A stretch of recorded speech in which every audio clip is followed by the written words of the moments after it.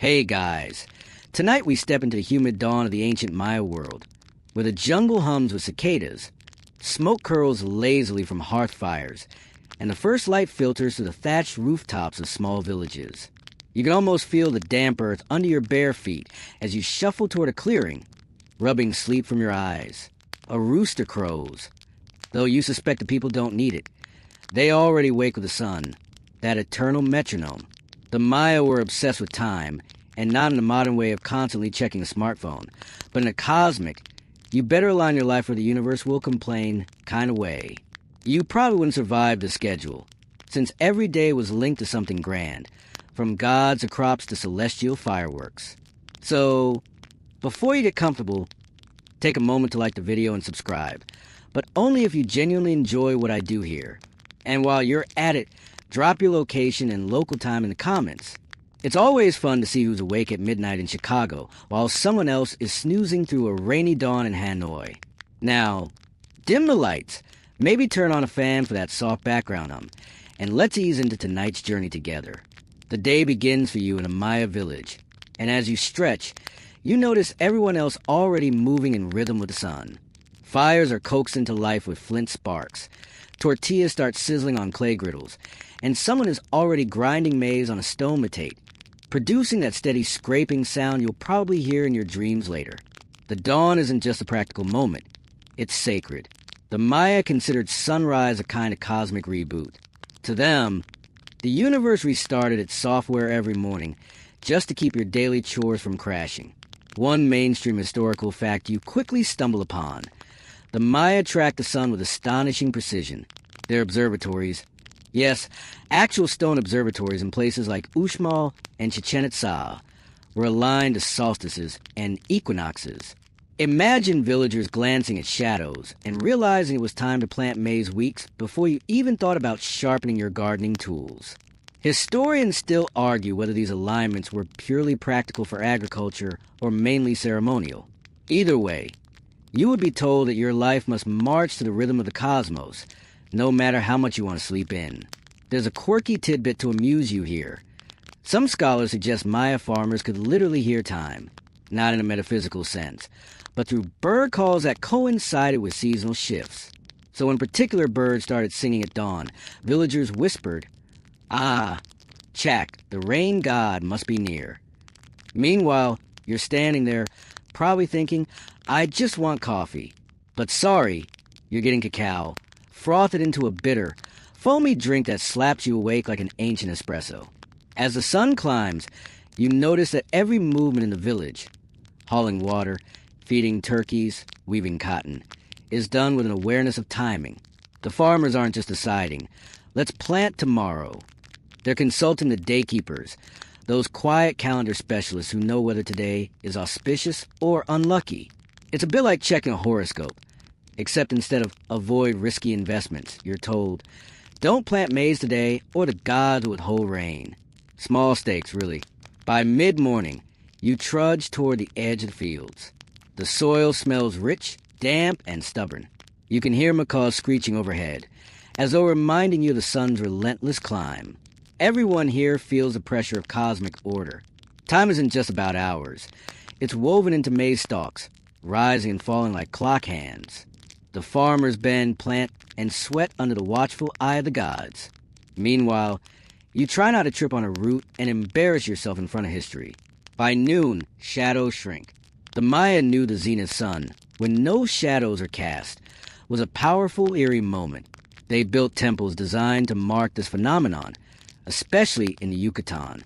You pause in awe, realizing that while you struggle to keep track of daylight savings time, these people were syncing human life with astronomical events so precise that modern scientists still scratch their heads. Historians still argue whether villagers fully understood the math, or if only the priestly elite held that knowledge, doling out like a premium subscription. Evening creeps in with pink skies and the smell of roasted turkey mixed with maize. People gather near fires, murmuring about the day's tasks completed and tomorrow's rituals to come. Children chase each other with the same energy as kids today, while elders watch the stars flicker to life. One quirky practice that makes you chuckle: some families believe that hanging certain herbs by the door could reset the household's luck, like turning the Wi-Fi off and on again.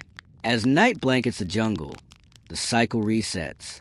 Tomorrow, the sun will return, dragging you out of sleep again whether you're ready or not. For the Maya, every dawn was proof that the gods hadn't abandoned them. For you, it's just another reminder that hitting snooze wasn't an option. So you lie back, listening to the steady crackle of fire, the hum of insects, and the gentle certainty that in this world, time isn't measured by a clock. It's measured by the heartbeat of the cosmos itself. The morning hasn't even settled, and already you're drawn into the quiet rhythm of the sacred 260-day calendar. The Tsokin. You sit with a daykeeper, an Adjgaijay, who flips smooth pebbles between his fingers and murmurs numbers you can't quite follow. Each day in this cycle is unique. 20 day names combined with numbers 1 through 13, weaving an endless tapestry of meaning. You're probably thinking, 260 days? That's oddly specific. Well, the Maya thought so too, though they had their reasons. Historians still argue whether it was tied to the length of human gestation, the agricultural cycle of maize, or just an elegant way to give structure to ceremonies. What you know for sure is that today is not just Wednesday. It is, let's say, 6/9, a day of jaguar power.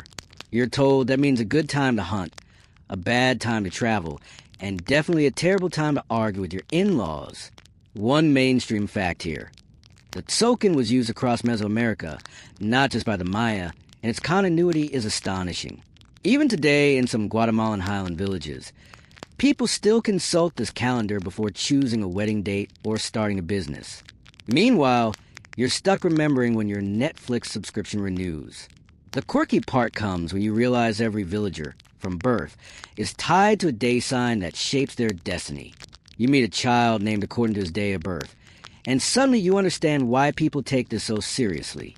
Imagine being told from infancy, you're destined to be a weaver, all because you popped out on a snake day.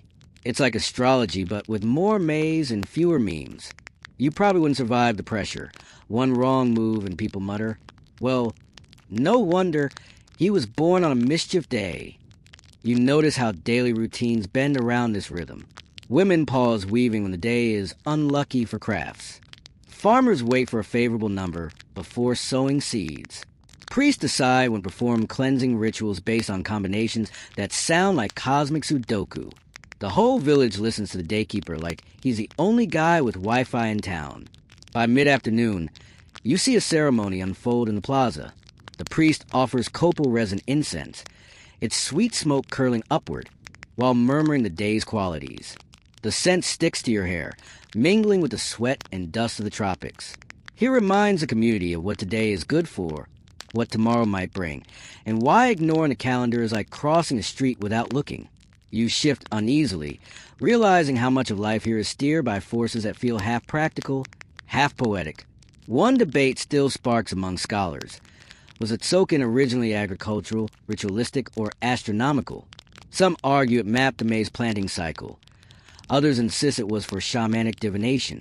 The truth is, you're standing in the middle of it, watching people live as though these debates don't matter. For them, the cycle just is. Every day matters because every day is different, and every difference has meaning. The quirky tidbit that makes you smirk. Some glyphs representing the days are shaped like animals, others like tools or abstract faces. You try to memorize them, but let's be honest, you'd forget by tomorrow. Still, you hear elders reciting the day names like a lullaby, passing them down without writing anything down. Oral memory here is sharper than your phone's notes app. As night approaches, the daykeeper invites you to sit by a small fire. He chants numbers, 1 through 13, in a rhythm that becomes hypnotic. You catch yourself swaying slightly, lulled by the cadence, as if your own heartbeat is syncing to the ancient cycle. Around you, 6. When you finally stretch out under the stars, the idea lingers. Every day you live has its own personality, its own script. You can fight it, ignore it, or lean into it. But for the Maya, pretending today was just ordinary was never an option. And so you drift into sleep with numbers and glyphs dancing in your mind, half amused, half awed, and entirely wrapped in peculiar rhythm of the Tsokin. By the time you stir awake again, the village is already alive with the hum of daily tasks, and now you're guided toward the other great measured time, the Hob, the 365-day solar calendar. This one feels more familiar to you. After all, it has a neat link to the seasons, the sun, and the tasks of farming. Yet even here, the Maya managed to make time stranger than you expect. The Hob is divided into 18 months of 20 days each, plus a slightly creepy 5-day leftover period known as Wayeb. And no, you don't want to be born during Wayeb, unless you enjoy people whispering about bad omens at every meal. A mainstream historical fact slips into your thoughts. The Hob aligns closely with the tropical solar year, and the Maya calculated without telescopes, just by watching shadows and patiently recording solstices. Imagine leaning on a temple wall year after year, waiting for the sun to hit the same notch again. You'd probably give up after 10 minutes. Yet somehow, they kept track across generations. Historians still argue whether the precision came from widespread observation or was monopolized by priestly elites who turned math into power. Quirky detail for you. The leftover Wayeb period was thought of as a liminal, awkward stretch when the borders between the human world and the spirit world blurred. Villagers might avoid bathing, cooking, or even leaving home too much during those 5 days, just in case a stray ghost decided to borrow their body. Think of it as a Maya version of Mercury retrograde, except scarier and with fewer memes. As you trudge to the fields, you realize how much the Hob dictates tasks. The month pot might mean organizing households and preparing for planting, while it could be associated with ceremonies for fertility. Farmers follow this rhythm closely. It's not just plant maize whenever the soil looks good, it's plant on this auspicious day of this month, because the sun has circled just so. You can almost hear the maize sighing. Finally, they picked the right date. By midday, you join villagers clearing fields with stone axes. The air fills with the smell of cut brush, and sweat trickles down your back. People mutter about Chak, the rain god, whose favor depends on planting at the right time. You think about how you usually water houseplants when you remember, and suddenly you feel very unworthy. As evening falls, the household you're staying with invites you to dinner. The maize tamales are steaming, spiced with chili, and served alongside cacao. Between bites, you notice someone scratching tallies on a piece of bark paper, counting down the days of the current Hob month. No one needs a printed wall calendar with kittens. They've got the rhythms of the earth built into their bones. Another scholarly debate wafts into the conversation like the smoke from the hearth. Was a Hob primarily for agriculture, or was it more about structuring civic and ritual life? Some say it gave farmers the timing for maize and beans. Others argue it was mostly a priestly tool to schedule festivals. The truth, as always, seems to sit somewhere in between. You sip your cacao and shrug. Either way, it runs their lives. A small joke emerges in your mind. Imagine explaining to a Maya farmer that in your world, people sometimes forget what day it is unless their phone buzzes. He'd probably blink, hand you a hoe, and tell you to stop wasting sunlight. Night deepens. You lie back on a woven mat, belly full, ears tuned to the jungle chorus. The stars above glitter fiercely, like tiny glyphs in the sky, reminding you that tomorrow is not just another day. It's another link in the unbroken chain of the Hob. You close your eyes, half expecting to dream of maize plants lecturing you about punctuality. You wake once more to the rustling of palm leaves, and this time a lesson is about how the Maya wove the two great calendars, the Tzolk'in and the Hob, into what they called a calendar round. If the Tzolk'in was a mystical pulse and the Hob was the agricultural heartbeat, then the calendar round was a marriage of both, producing repeating cycles that could last 52 solar years before repeating again. You're probably thinking, 52 years? That's basically a whole lifetime. Exactly. For the Maya, it meant that if you lived long enough, your birth date combination would eventually return, as if the universe was recycling your destiny with a wink. Here's your mainstream historical fact. The calendar round combined the 260-day Tzolk'in with a 365-day Hob, and because their least common multiple is about 18,980 days, it took that full span, around 52 solar years, for the same day name and number to align again. Historians still argue whether ordinary people understood the math, or whether it was mostly priestly knowledge guarded like a family recipe. But you can imagine excitement or dread when someone's exact calendar-round birth date reappeared in their lifetime. It was like having a cosmic birthday party every half-century, except the decorations included human-sized incense burners and drumlines. The quirky tidbit comes from the way people treated the completion of these cycles. Imagine a village gathering in the plaza, elders murmuring about the return of a date not seen since their own youth. It can feel both nostalgic and eerie, like bumping into an old friend who hasn't aged at all while you've gone gray. And during these junctures, ceremonies grew grand. Fires were lit, offerings made, and people felt they were touching the eternal spine of time itself. You, meanwhile, would probably just ask if there was cake. As you follow a group of villagers through their routines, you notice how calendar-round awareness trickles into everyday life. A farmer might mutter, "Don't plant beans now. This alignment reminds me of the drought 30 years ago." A midwife might declare, "This child's birthday is a mirror of her grandmother's. She'll have the same strength." Even gossip weaves in, "Well, no wonder he's so moody. His calendar-round date is back." It's astrology, history, and local memory all tied in one knot. By afternoon, you sit beside a scribe chiseling glyphs into stone. His face is streaked with sweat as he records a date with painstaking care. He tells you that rulers use these cycles to legitimize their reigns, proclaiming that their accession falls on a significant recurrence, or that their war was launched at a date destined for victory. You nod, realizing how time itself becomes propaganda, weaponized for power. You can't help but compare it to modern politicians cutting ribbons on anniversaries. Except this version comes with more jaguar pelts and incense. Evening brings a small festival to mark a minor alignment. The plaza glows with torches, dancers in feathered headdresses whirl, and the air smells of burning copal. Children giggle as masks are passed around. You sense the gravity and the joy tangled together. Time isn't just numbers here. It's something alive, cyclical, and deeply social. As you lie down again beneath the canopy of stars, you reflect on the peculiarity of it all. For the Maya, time was not a straight line but a spiral, looping back, nudging you to remember, to repeat, to honor what came before. And as the jungle hums and the torches flicker, you drift into a drowsy thought. Maybe your own days are less random than you think.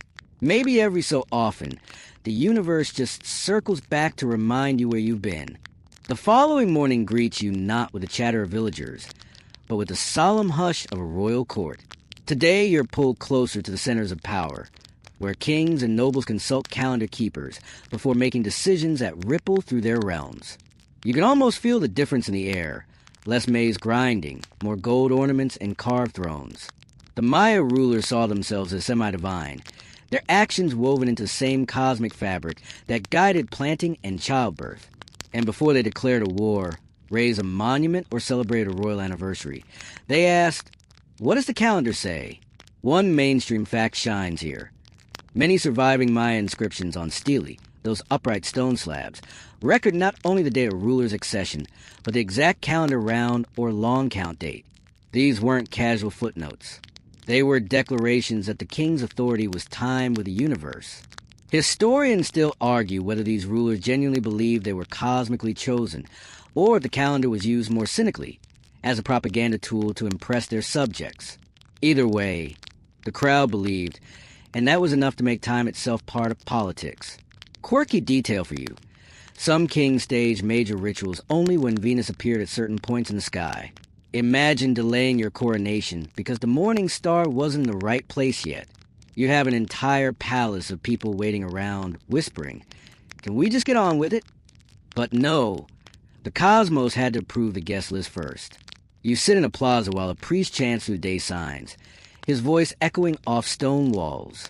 The king listens intently, adorned in jade and quetzal feathers, nodding at the verdict. "Today is auspicious," the priest concludes, and suddenly the trumpets blare, drums pound, and a festival begins. You wonder what would have happened if the verdict had been "Today is unlucky." Probably a royal nap. The villagers you've been staying with arrive for the ceremony, carrying baskets of offerings. Everyone participates, because when the king celebrates on a cosmically chosen day, the whole community shares in that timing. The smell of roasted cacao and maize fills the air, mixing with incense. Children chase each other in the shadows of towering pyramids, while scribes record every detail onto bark paper codices. As you walk the crowd, you overhear debates about whether this king's reign will last as long as his father's. One old man mutters, "His birth date wasn't as strong." You chuckle, realizing that even political gossip here comes down to what day someone was born. Imagine dismissing a modern leader by saying, "Well, his horoscope looked weak." Then again, maybe you wouldn't survive Twitter if people did that. Evening brings a procession of torches. The king ascends a temple staircase, his silhouette framed by firelight. He holds aloft a bundle of sacred objects, timed to calendar's decree. Drums echo like heartbeats, and you feel your own pulse slow in response. For a moment, it's as though the entire city is breathing in unison with the sky. As the ritual concludes, you recline near the temple steps, eyelids heavy. You realize that for the Maya, kings weren't just rulers. They were timekeepers, tethered to cycles larger than themselves. Their power flowed not only from armies or wealth, but from the perception that they were synced to the same cosmic clock that made the sun rise. And as the last torch flickers out, you drift into dreams where time itself is a crown, heavy and luminous, worn by those brave or foolish enough to claim it. The grandeur of royal courts fades, and by dawn you find yourself back in the dust of an ordinary village. No jeweled crowns here, just callous hands, clay pots, and laughter that rises with the smoke of cooking fires. Today you see how villagers, without stele or scribes, keep track of days using simpler tools. It's a reminder that not everyone lived in the orbit of kings, yet everyone needed to know which day was which. One mainstream fact anchors you. Most Maya villagers were illiterate in glyphs, but they still lived by the calendar. They relied on oral tradition, communal memory, and the guidance of local daykeepers who knew how to count the days. Historians still argue whether villagers used their own tallying methods, like pebbles, knots, or marks on wood, or they were entirely dependent on priests. Evidence suggests a mix, with households finding humble ways to mark time. The quirky tidbit here makes you smile. Some families use maize kernels to count off days. Picture a little bowl in the corner of a hut, where each dawn someone drops in a kernel or moves one aside. Over weeks, the pile itself becomes a calendar. It's not flashy, but it works, until the family chicken wanders in and eats your sense of time. You sit beside a farmer who explains how he remembers planting days. He taps his forehead and shrugs. The body knows when it's time. You marvel at how memory, ritual, and habit work together as a living calendar. It's the kind of confidence you lose when you forget your online banking password twice in 1 week. By mid-morning, the villagers are busy in the fields. They watch the sun's angle, feel the soil's warmth, and mutter about which day names are favorable. A woman grinding maize mentions that her grandmother always warned against weaving on a certain day sign, because cloth would unravel too soon. You chuckle, but then you notice her actually setting aside her loom. Even superstition, if you want to call it that, carries practical weight here. Children, meanwhile, chant the day names like a skipping rhyme. Their voices echo across the clearing, a sing-song litany that ensures the knowledge sticks without written notes. You try to join in, but you stumble on the syllables, and the children giggle at your clumsy tongue. It feels like playing hopscotch with rules you can't quite follow. Afternoon heat drives everyone into the shade. You watch a small ceremony led by a local elder who sprinkles incense on a fire and counts aloud the day signs. The smoke rises lazily, curling through shafts of sunlight. You realize this isn't just about knowing what day it is. It's about keeping the universe in order. For them, neglecting to count will be like ignoring the oil light in your car dashboard, except the stakes involve crops, health, and maybe the sun itself. A scholarly debate hums in the background of your thoughts. Did villagers truly understand the complex interlocking calendars, or did they just follow local customs without worrying about cosmic math? Perhaps both.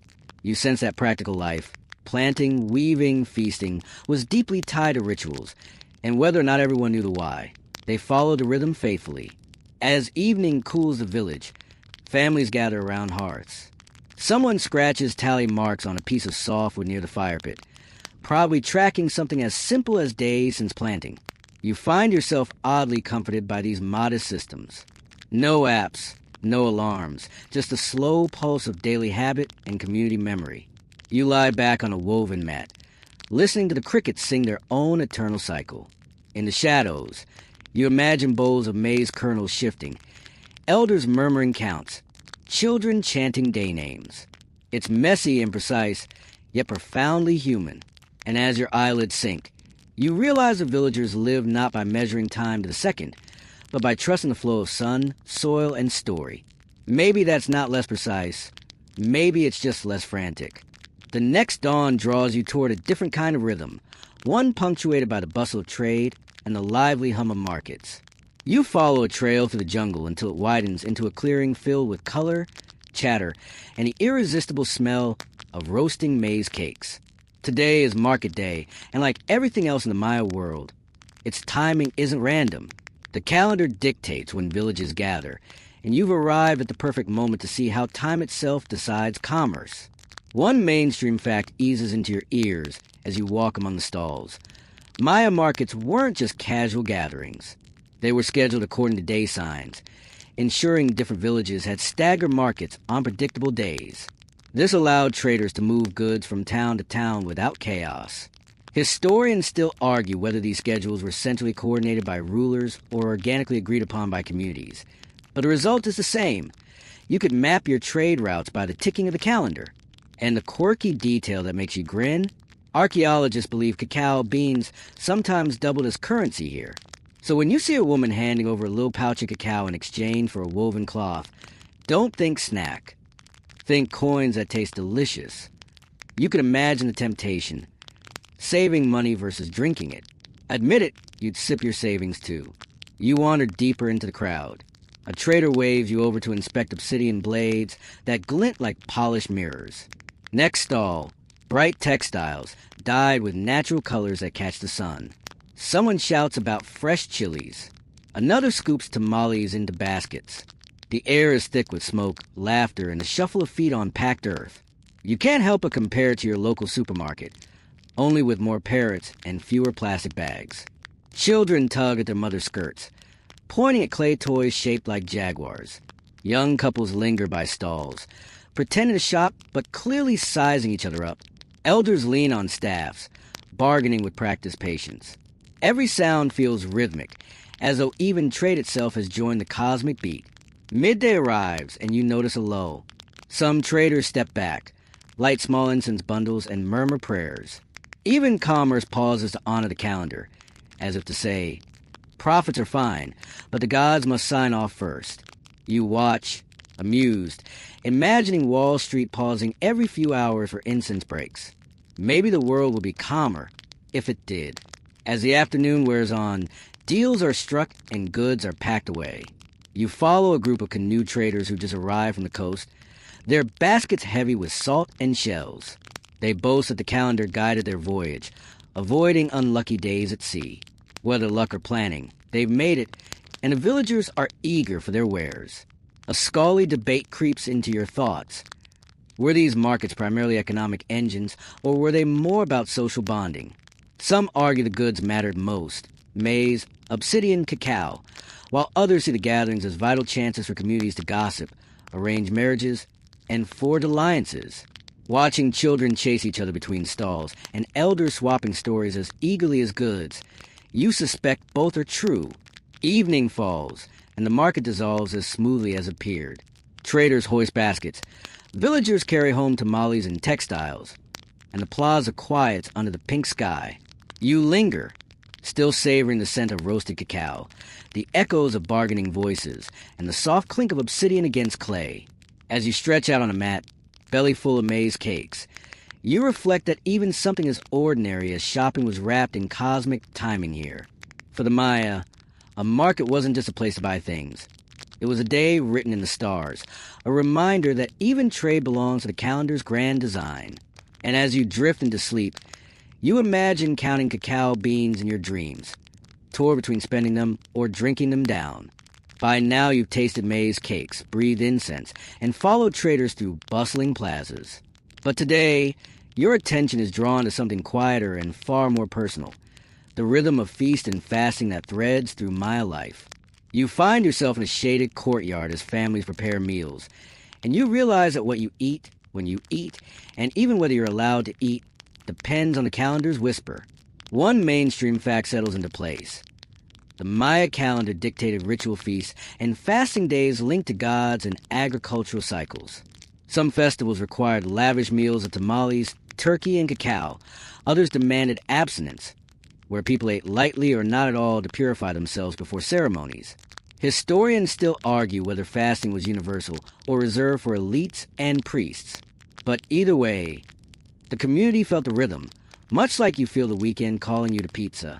The quirky tidbit that makes you raise an eyebrow? Some fasting rituals included not just abstaining from food, but also avoiding activities like washing or weaving, as if the entire body and household needed to pause. Imagine a do-nothing holiday, except not as lazy as it sounds. You're meant to be spiritually alert, not scrolling endlessly through your phone. As the sun climbs, you help grind maize for a meal that will be part of today's offering. The women chatter about whether the day sign favors cooking with chili or keeping things mild. You laugh, thinking about your own spice tolerance, which would probably earn you mockery here. The smell of fresh dough, earthy and warm, fills your nose, and you sense how deeply food is tied to ritual. It isn't just fuel, it's cosmic participation. By midday, you join villagers in the plaza for a feast. Steam rises from baskets of tamales, cacao is poured into painted cups, and laughter carries across the crowd. Children lick honey from their fingers, while elders swap stories about past festivals. You hear drums in the background, steady and hypnotic, giving the meal a cadence beyond chewing. Even eating feels timed to a cosmic rhythm. Later in the week, you observe the opposite mood, a fasting day. The air is quieter, the hearts burn smaller fires, and people move more slowly, conserving energy. An elder explains that fasting clears the body so the gods can see through you more clearly. You try nibbling on a bit of maize, but the sharp looks you get convince you to respect the rule. You mutter to yourself about your rumbling stomach, only to be hushed with a smile. That means it's working. Evening descends, and you watch priests sprinkle offerings of food onto the fire before anyone eats. Smoke curls upward, carrying scent of cacao and chili toward the night sky. The idea is clear. The gods must be fed before humans are. You lean back, amused at the thought of cosmic beings enjoying dinner, while you sit hungry on the sidelines. Scholarly debates echo in your thoughts. Were these rituals strictly scheduled by the Tsoken, or were they flexible, adapted to local needs? Did all families fast, or only the devout? No one knows for sure, and the villagers aren't arguing. They just follow what their ancestors taught them. As stars appear overhead, you stretch out on your mat. Your stomach grumbles, but your mind feels oddly light, as if the emptiness itself is a kind of offering. You smile at the thought. In this world, even hunger is scheduled, sanctified, and woven into the endless rhythm of time.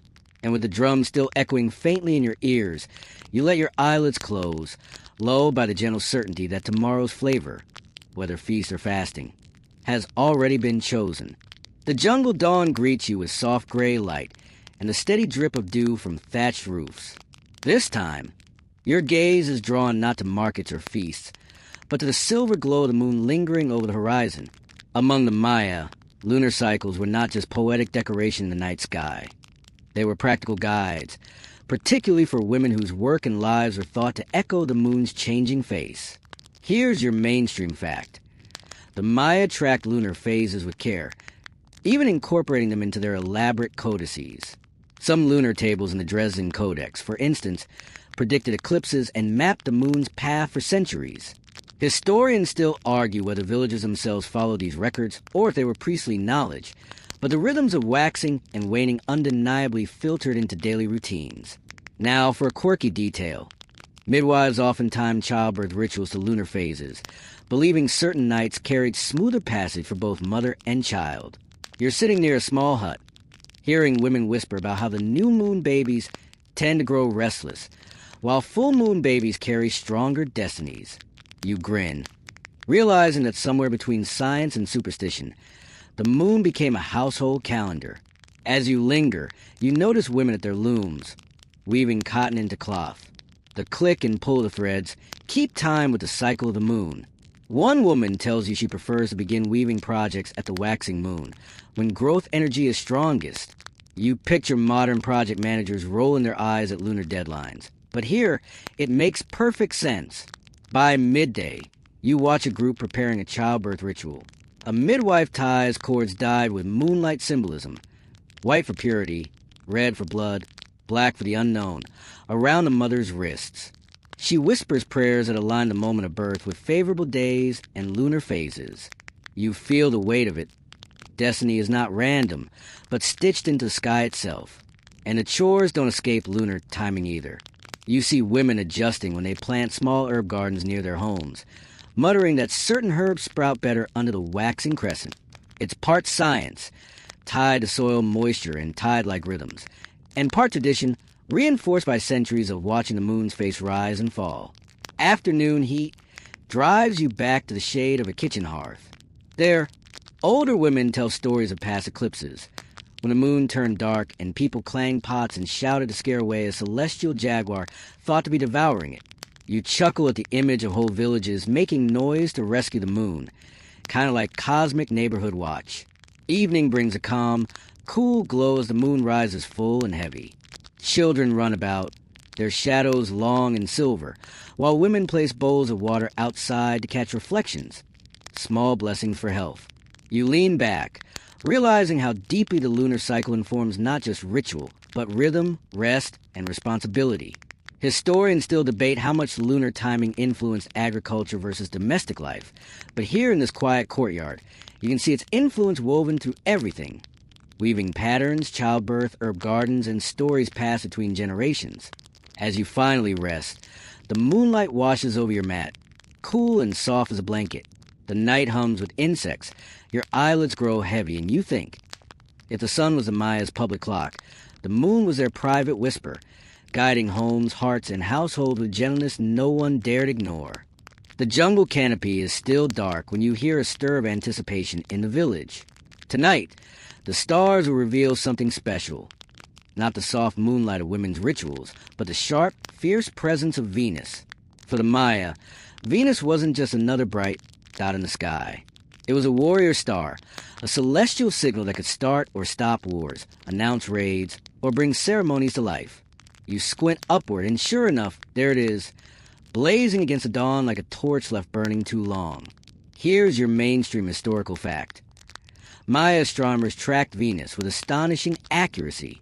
The Dresden Codex contains detailed Venus tables predicting its appearances and disappearances across the horizon. These calculations were so precise they accounted for the planet's 584-day cycle, noting when it would appear as the morning star or the evening star. Historians still argue whether these tables were primarily military manuals, ritual calendars, or both, but everyone agrees Venus mattered. The quirky tidbit? Some rulers actually delayed or advanced military campaigns based on Venus' position.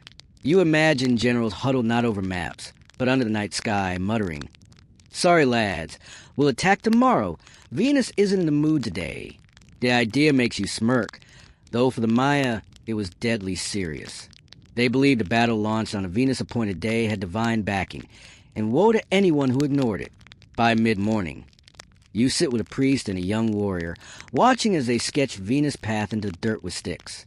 The priest murmurs calculations, counting days like a mathematician with beans and chords. The warrior listens intently, waiting for the verdict on whether the gods approve his raid. You glance at him, thinking he looks both fierce and oddly nervous, like a student awaiting exam results. The sun climbs and villagers go about their chores, but you notice subtle changes. Preparations for offerings, sharpening of obsidian blades, a nervous energy that hints at tomorrow's possibilities. Even farmers whisper about Venus, noting how its reappearance might mean extra rituals to protect crops. Life feels charged, like everyone's waiting for the sky to speak. As evening falls, the plaza fills with chanting. Incense curls upward, drums thud like heartbeats, and all eyes turn to the horizon where Venus will rise again. Children point and gasp as the star appears, bright enough to rival torchlight. You feel goosebumps prickle along your arms, not from fear, but from the realization that for the Maya, this glowing point decided fates. A scholarly debate slips into your mind. Did villagers truly believe Venus controlled war, or was it a convenient way for rulers to time political actions? Historians argue both sides. Perhaps the priests used Venus as a celestial scapegoat, an easy way to explain victories or losses. Or perhaps they genuinely felt that ignoring the star was risking divine wrath. Either way, the star burned and the people followed. Late at night, you recline under the canopy of stars, ears full of drums fading into the distance. You picture warriors lying awake, obsidian blades beside them, hearts pounding in rhythm with Venus' steady glow. The jungle hums, the night is heavy, and you can't shake the thought. While your modern world checks weather apps before travel, the Maya checked Venus before battle. Your eyelids drift shut, and you wonder if the star will follow you into your dreams.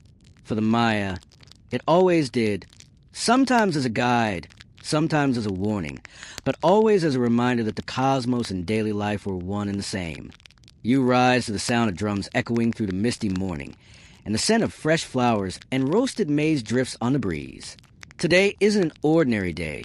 It's a festival, one of the many seasonal celebrations woven tightly into the Maya calendar.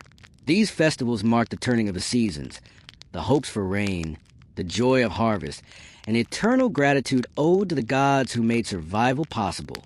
Here's a mainstream fact. The Maya scheduled their great festivals according to the Hab in Sokin cycles, timing them with the solstices, equinoxes, and critical agricultural milestones. The most important ceremonies often honored Chak, the rain god, or the maize deity who embodied life itself. Historians still argue whether the festivals were primarily communal feasts to boost morale or deeply religious rites aimed at cosmic balance. But standing here in the middle of it all, it feels like both. And a quirky tidbit, at some festivals, people dressed up as gods, donning masks and feathered cloaks, dancing to the plazas in sacred impersonation.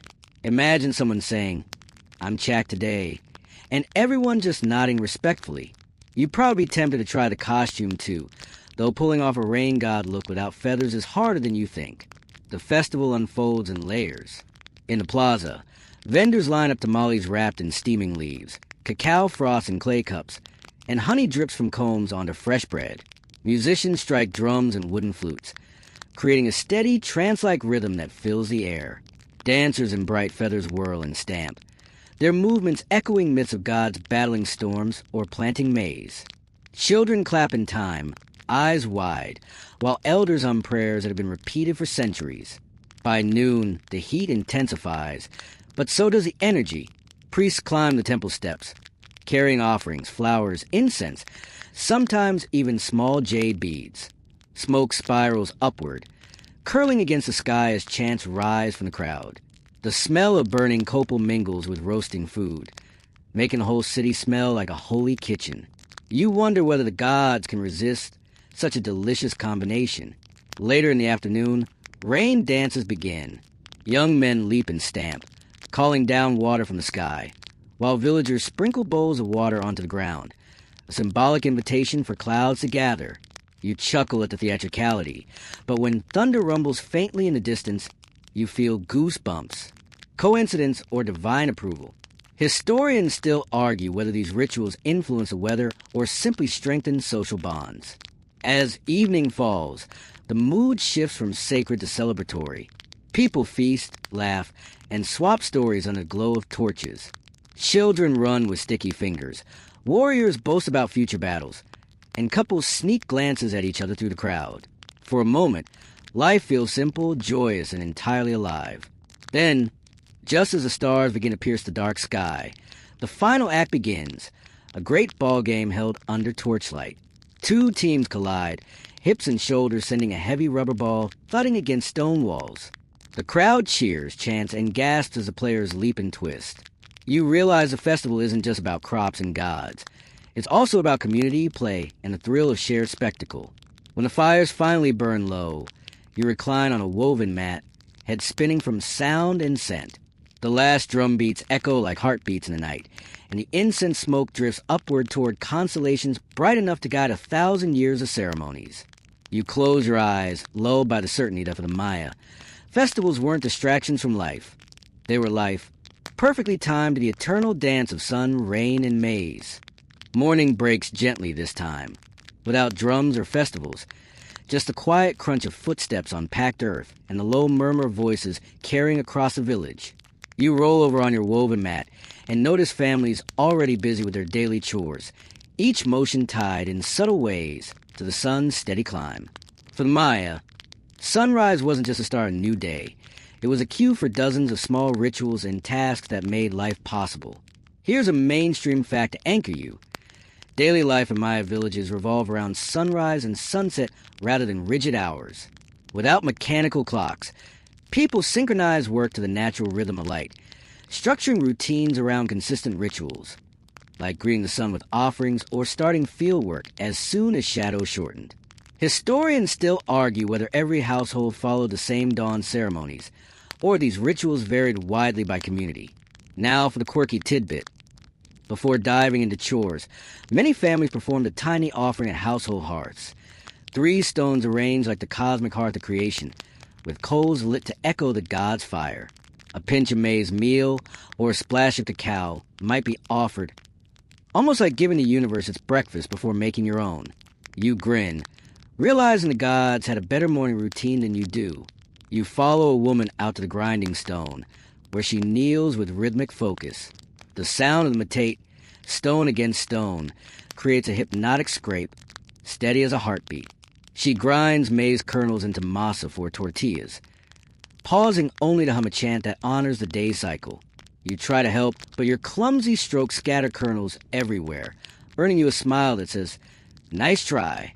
By mid-morning, the village hums with energy. Children fetch water from the cenote, balancing clay jars on small shoulders. Men carry tools toward the fields, their laughter sharp in the cool air. Women weave cotton on backstrap looms, the clack of threads punctuating conversation. Every sound becomes a kind of clock. The scrape of maize, the slap of cloth, the thud of digging sticks in the soil. At noon, shadows shrink and the village slows. Farmers rest under trees, sipping from gourds of cool water. You sit with them, chewing on tamales, noticing how everyone respects this pause. The sun at its zenith isn't just hot, it's sacred, a reminder of cosmic balance. Some households even whisper small prayers at midday, acknowledging the sun's power as it hovers directly overhead. In the afternoon, work resumes. You trail behind farmers as they tend to maize, beans, and squash. They glance at the sky often, not only to gauge weather, but to feel alignment with the Hob calendar. You sense that every task, whether planting or repairing tools, carries a weight beyond practicality. Each act is a ritual in itself, part of a cosmic to-do list. As the day fades, children chase each other across the plaza, while women prepare dinner. The air fills with the smell of chili and roasted maize. Before eating, families pause again, offering a pinch of food to the fire, echoing the morning gesture. You realize their daily chores are framed by gratitude, bookended by dawn and dusk rituals that keep the household in sync with gods and sky. Scholars still debate how uniform these daily practices were across the Maya world. Did every household mark sunrise with offerings, or was it mostly those near major ceremonial centers? Watching this family, you suspect variety, but you also sense a shared belief that ignoring the small rituals would be like skipping steps in a recipe. You could do it, but you'd ruin the flavor. As night deepens, you lie back on your mat, lulled by the rhythm of the day. The crackle of hearth fires replaces a hum of chores, and the stars glimmer above like silent overseers. You close your eyes, comforted by the certainty that tomorrow will bring the same scraping, weaving, digging, and whispering, mundane tasks elevated by their place in the cosmic rhythm. Dawn once again slips across the village. But today, instead of focusing on fields or grinding stones, your attention turns toward a small celebration taking shape in one of the households. A baby has been born, and you're invited to watch the naming ceremony, a moment that blends the intimacy of family life with the grandeur of the Maya calendar. For them, a child's name isn't chosen from a book of popular favorites. It's carved straight out of time itself. Here's the mainstream fact. Maya children were often named according to the day of their birth in the 260-day Tsoken cycle. Each day sign carried meanings, animals, deities, or cosmic forces that shaped identity and destiny. Historians still argue whether names were strictly determined by the calendar or if families had some flexibility. But surviving records show a strong connection. Birth wasn't just biological, it was cosmological. And the quirky tidbit? Some day signs are considered unlucky, and families sometimes sought ritual cleansings if a child was born under one of these problematic dates. Imagine being told, "Congratulations, your baby is here. Too bad she landed on Disaster Jaguar Day." You can picture parents scrambling for incense like modern parents scramble for diapers. The ceremony begins as the baby is swaddled in cotton cloth and placed before the hearth, that symbolic link to the cosmos. A priest chants the day name, repeating it with rhythmic intensity so the child's soul hears its destiny. You notice the family listening intently, eyes shining with both pride and nerves. The child might be destined for weaving, farming, leadership, or even shamanic roles, all decided by the sacred count of days. You lean closer and hear the name clearly, something tied to an animal sign, perhaps a deer or a jaguar. Instantly, the family murmurs stories of ancestors who shared the same sign. The weight of continuity presses into the moment. This isn't just a name. It's a lineage echo. You can't help but think about modern naming trends, where parents argue over baby names on social media polls. Here, no argument, just submission to cosmic timing. As the day moves forward, offerings are made. Copal incense burns, its sweet smoke drifting toward the rafters. Small dishes of maize gruel and cacao are placed near the hearth. Neighbors bring gifts of woven cloth, gourds, or even tiny carved toys, all acknowledging the child's place in cycle, community, and time. You sit quietly, realizing this is less about an individual and more about weaving one more thread into communal fabric. By afternoon, laughter rises. Children peer the new baby, giggling about whether she'll be strong or mischievous, clever or stubborn. The adults gently shush them, but you sense the same curiosity flickering in everyone's eyes. The day sign has spoken, and now everyone waits to see how it plays out. Scholars debate how rigidly this naming system was enforced. Some argue that day signs shaped not only names but careers, marriages, even political alliances. Others believe families exercise more choice, layering personal preference over the calendar. Standing in this courtyard, you sense both truth and flexibility. The calendar may whisper destiny, but people still nudge it with their own hopes. As dusk falls, the baby sleeps soundly, unaware of the cosmic significance bestowed at birth. The family gathers by the fire, murmuring thanks to the gods. You recline on your mat, letting the crackle of the hearth lull you, thinking how peculiar it feels to imagine destiny tied so tightly to the accident of birth timing. And yet, as stars prick the night sky, you find comfort in the idea. In this world, no one is nameless, no one is random. Everyone enters life with meaning baked in. Their first breath already synced to the eternal calendar. Your eyelids grow heavy, and you drift off wondering what day sign you might have been born under, and whether to excuse your lifelong aversion to morning alarms. The air is thick with anticipation today, but not because of a royal ritual or a newborn's name.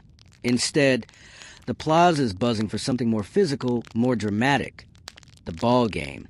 You're led through winding alleys until the great ball court opens before you, its high stone walls glowing in the sun. This isn't casual recreation. The Maya ball game is deeply tied to the calendar, played on cosmically significant days that echo myths of gods and underworld journeys. Here's your mainstream fact. The ball game, pits in the Maya language, was played across Mesoamerica for centuries. Courts lined with sloping walls have been found in dozens of Maya cities, often placed near temples, linking play with ritual. Historians still argue whether every match was ceremonial or if some were simply for sport. But inscriptions show that key games coincided with calendar dates tied to dynastic events or cosmic alignments. The quirky tidbit? Players struck a heavy rubber ball, sometimes weighing up to 4 kilograms, with only their hips, thighs, and forearms. No hands or feet allowed. You wince just imagining the bruises. And in some ritual context, the game wasn't just about points. It was about fate. Stories tell of matches symbolizing battles between life and death, day and night. Losing could mean humiliation or worse, though historians still argue whether human sacrifice always followed. You can feel the tension in every cheer. As you sit among the villagers, the air vibrates with excitement. Today's game has been timed with a calendar, echoing mythic days when the hero twins of Mayan mythology defeated the lords of the underworld through skill and wit. Children chatter about omens, elders whisper prayers, and traders hawk tamales and cacao to keep the crowd lively. The match begins with a resonant thud as the rubber ball slams into the court. Players leap, twist, and contort their bodies to keep it moving. Every strike echoes against the stone walls, magnified into thunder. The crowd gasps as one player executes an acrobatic hip strike, sending the ball soaring high. You can't help but laugh at how modern sports fans obsess over statistics. Here, people obsess over day signs and omens. Of course our team is winning. It's Jaguar Day. By midday, sweat glistens on the players, and the sun beats down like a silent referee. The game's rhythm feels timeless, as if you're watching not just sport but cosmic theater. The players themselves seem aware, glancing skyward as if to confirm they're aligned with the gods' timing. As the final point is scored, the crowd erupts in cheers. Priests step forward, sprinkling incense onto the court, sealing the game as more than entertainment. It's a ritual affirmation that the cycles of time, the struggles of gods, and the hopes of mortals remain in balance. Scholars still debate how often ordinary villagers got to watch such calendar-timed matches versus smaller, local games. But judging by the passion in this crowd, you sense that whenever the game was played on a sacred day, it was more than sport. It was reassurance that myth and daily life still ran on parallel tracks. As evening falls, torches flare along the edges of the court, casting long shadows across the stone. Children mimic the players, kicking pebbles with their hips, while parents laugh and clap. You lie back against a warm wall, eyelids heavy, thinking about how strange and wonderful it feels to live in a world where even sports are aligned with cosmic cycles. Here, play itself is holy, scheduled by the stars and sanctified by sweat. Night has barely faded when an unusual hush drapes over the village. The sky feels heavier, dimmer, as if it knows what's about to happen. People whisper in doorways. Children are pulled close to their mothers, and priests light incense earlier than usual. Today, the calendar has not predicted an ordinary sunrise. It has foretold an eclipse. Here's the mainstream fact. The Maya were keen observers of the skies, and they could predict eclipses with remarkable accuracy using their codices, particularly the Dresden Codex. These records include tables showing when the sun or moon might darken. Historians still argue whether the average villager understood eclipses scientifically, or whether they interpret them entirely as divine omens. But one thing is certain, an eclipse wasn't just an astronomical event. It was a cosmic emergency. The quirky tidbit that makes you grin nervously? The Maya believed a celestial creature, often a jaguar, was devouring the sun or moon during an eclipse. So, to chase it away, people would bang pots, shout, and make as much noise as possible. Imagine an entire village sounding like a chaotic kitchen, all in hopes of scaring off a star-eating cat. You'd probably join in too, because in that eerie darkness, every clang feels like a lifeline.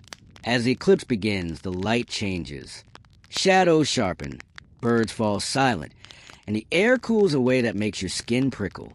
Villagers pour into the plaza, looking skyward with fear and awe. Priests chant rapidly, their voices urgent, while families beat drums, clap hands, and rattle gourds. Children cry, dogs bark, and you feel the collective panic thrum through the air. In the middle of this chaos, incense smoke rises thick and fast. Priests lift bowls of maize and cacao toward the sky, pleading with the gods to restore balance. The smell is heady, sweet and sharp at once, filling your lungs until you feel lightheaded. You glance upward and your heart lurches. The sun is nearly gone, replaced by a black disk rimmed with fire. Even knowing the science, you feel the same dread. What if the light never comes back? Scholars debate how much the Maya tied eclipses to political decisions. Some suggest kings use eclipses to justify rituals or sacrifices, interpreting them as calls to reinforce cosmic order. Others believe eclipses were simply terrifying interruptions that demanded urgent ritual without much political spin. Watching the trembling villagers around you, you sense both possibilities. For them, fear and reverence are inseparable. The eclipse peaks, the plaza roars, and then, slowly, mercifully, the light returns. First a sliver, then a crescent, then the blazing disk reemerges. The noise shifts from fear to celebration. Children laugh in relief, adults clap each other on the back, and priests declare the gods satisfied. The jaguar has been driven away. For now, evening settles after the long, strange day. The villagers are exhausted, but they also seem more united, bonded by the shared terror and triumph. You lie back on your mat, still seeing the phantom ring of the eclipse burned in your vision. The stars twinkle as if nothing happened, but you know better. For the Maya, eclipses weren't just natural phenomena. They were cosmic warnings, woven into the calendar to remind humanity that light and darkness forever dance on the edge of balance. The following morning feels calmer, as though the world is catching its breath after the cosmic drama of the eclipse. You're ushered into a shaded building where a group of men and women sit in silence, beads, shells, and cords laid out before them. This is where the real magic happens. Or, depending on your point of view, the real math. You're about to watch the priests, the Akenab, work as mathematicians of time. Here's your mainstream fact. Maya priests and scribes use a sophisticated vigesimal base 20 number system to calculate calendar dates. They kept track of enormous spans of time using the long count, a system that could record dates millions of years into the past and future. Historians still argue whether these priests saw themselves as scientists or as ritual specialists, but their role was clear. They kept the machinery of time running smoothly. And here's the quirky tidbit. Instead of calculators, they often use beans, pebbles, and knotted cords to keep track of counts. Imagine trying to predict an eclipse or the next solstice by sliding a handful of beans across a mat. You'd probably lose track when a curious chicken strutted by and ate part of your calculation. Yet somehow, the Maya made it work with astonishing accuracy. You watch as one priest murmurs numbers under his breath, laying out pebbles in neat rows. Another marks tallies on a piece of bark paper. The atmosphere is tense but reverent, as if every bead moved as a prayer as much as a calculation. You try to follow along, but the sequence of numbers and glyphs quickly tangles in your brain. To them, it's second nature. To you, it's an unsolvable puzzle. By midday, the priests announce their findings. A date is approaching that demands ritual, and the community must prepare. Their pronouncement carries weight, not because anyone double-checks the math, but because people trust that these timekeepers are tuned into the cosmos in ways ordinary villagers are not. You think about your own reliance on smartphone reminders and chuckle. Imagine if forgetting to set an alarm could anger the gods. As afternoon heat presses down, you sit with a scribe carefully painting glyphs in red and black ink on folded bark paper codices. His hand is steady, his focus absolute. He tells you each glyph represents not just a number, but a story, a symbol that links human life to cosmic cycles. You nod, try not to smudge the wet ink with your curious fingers. Scholars debate the balance of power here. Were the priests genuinely revered as divine mediators, or were they feared for holding too much control over people's lives? Watching them work, you suspect it was both. Their authority rests not on weapons, but on numbers, turning math into magic, and making time itself a tool of leadership. Evening descends, and you step outside to see villagers gathering in anticipation of the coming ritual date the priests just announced. Children whisper in awe, adults nod solemnly, and the air feels charged again. The calculations may have been done with beans and cords, but the result is faith, certainty, and action. You recline under the stars, smiling at the thought. While you struggle to remember your email password, the Maya built entire civilizations around math scribbled in bark paper books. And maybe that's why their calendars still echo today. Because for them, numbers weren't abstract. They were alive, pulsing with the heartbeat of gods and stars. The jungle morning greets you with damp air and birds calling. But today your guide doesn't lead you to kitchens or fields. Instead, you're brought to a towering stone monument, a stela, standing proudly in the plaza. Its surface is carved with intricate glyphs and figures, weathered by centuries yet still commanding. You reach out to trace the grooves, and it dawns on you. This isn't just a monument. It's a clock, a frozen proclamation of time itself. Here's the mainstream fact. Maya stele often recorded dates in a long count, anchoring events like royal accessions, victories, and rituals to precise moments in cosmic time. These inscriptions allowed rulers to link themselves to eternity, declaring their actions part of a universal cycle. Historians still argue whether ordinary villagers could read these glyphs or if they served mainly as public symbols of elite power. Either way, the stele made time visible in stone. Now for the quirky tidbit. Some stele didn't just record dry dates. They told stories of battles, rituals, and even marriages, blending history with myth. Imagine if your calendar app also included a dramatic mural of your weekend plans, complete with heroic poses. You'd probably check it more often. As you watch the morning light creep across the carvings, you realize the stele is carefully aligned so that shadows fall on key glyphs during solstices or equinoxes. Priests and rulers use these alignments to confirm their calculations, proving their synchronization with the cosmos. You're tempted to lean back and squint, but the complexity overwhelms you. For the Maya, though, these alignments were confirmation that their rituals were anchored in reality, not just imagination. By midday, villagers gather near the stela, pointing and murmuring. An elder explains that today marks the anniversary of a king's coronation, carved centuries ago. Even though the king is long gone, his date still ripples through time, shaping festivals and offerings. The people treat the stone not as dead history, but as an active participant in their daily lives. You marvel at how something immobile can still direct movement. In the afternoon, you sit with a scribe who explains how each glyph represents not only a number, but a layer of meaning. He laughs softly, saying that a single date can take an entire day to carve, and then centuries to interpret. You nod, wondering how many future scholars will argue over the calendar reminders stored in your own digital life. Scholars debate whether these monuments were meant as history books or propaganda billboards. Were they for the gods, the people, or just for future rulers to brag about? Standing here, you sense all three. The stone is both a record and a message declaring, we existed, we mattered, we lived in time's rhythm. As evening falls, torches flicker and the stela looms large in the dark, casting long shadows across the plaza. Villagers leave offerings at its base, maize, flowers, small clay figurines, treating the stone as though it breathes. You lean against the wall, eyelids heavy, feeling the strange comfort of living in a world where time isn't hidden in wristwatches or apps, but carved in plain sight for everyone to see. You close your eyes to the sound of crickets, the smell of smoke, and the cool presence of stone that has outlived generations. The stela stands unmoving, yet its message is alive. Time is not fleeting, not invisible. It's etched enduring, waiting to be read by those who dare look. The morning begins inside a humble home, a thatched-roof dwelling, where smoke from the hearth curls lazily toward the rafters. Today, you're not gazing at monumental stele or watching kings count Venus cycles.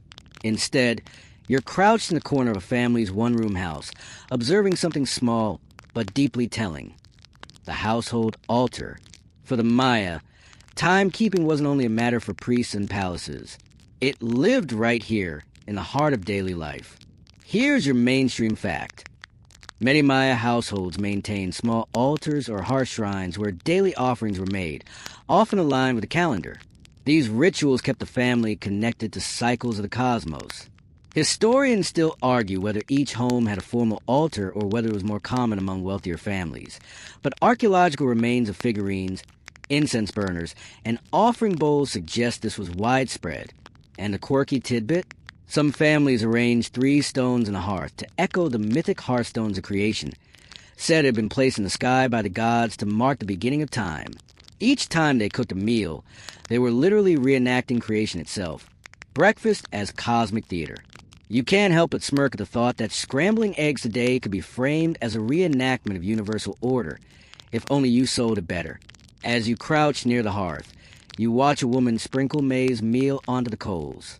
The fire hisses softly, smoke rising like a whispered prayer. Her husband adds a pinch of salt, murmuring thanks for the day's work ahead. Their children mimic the motions, learning by repetition.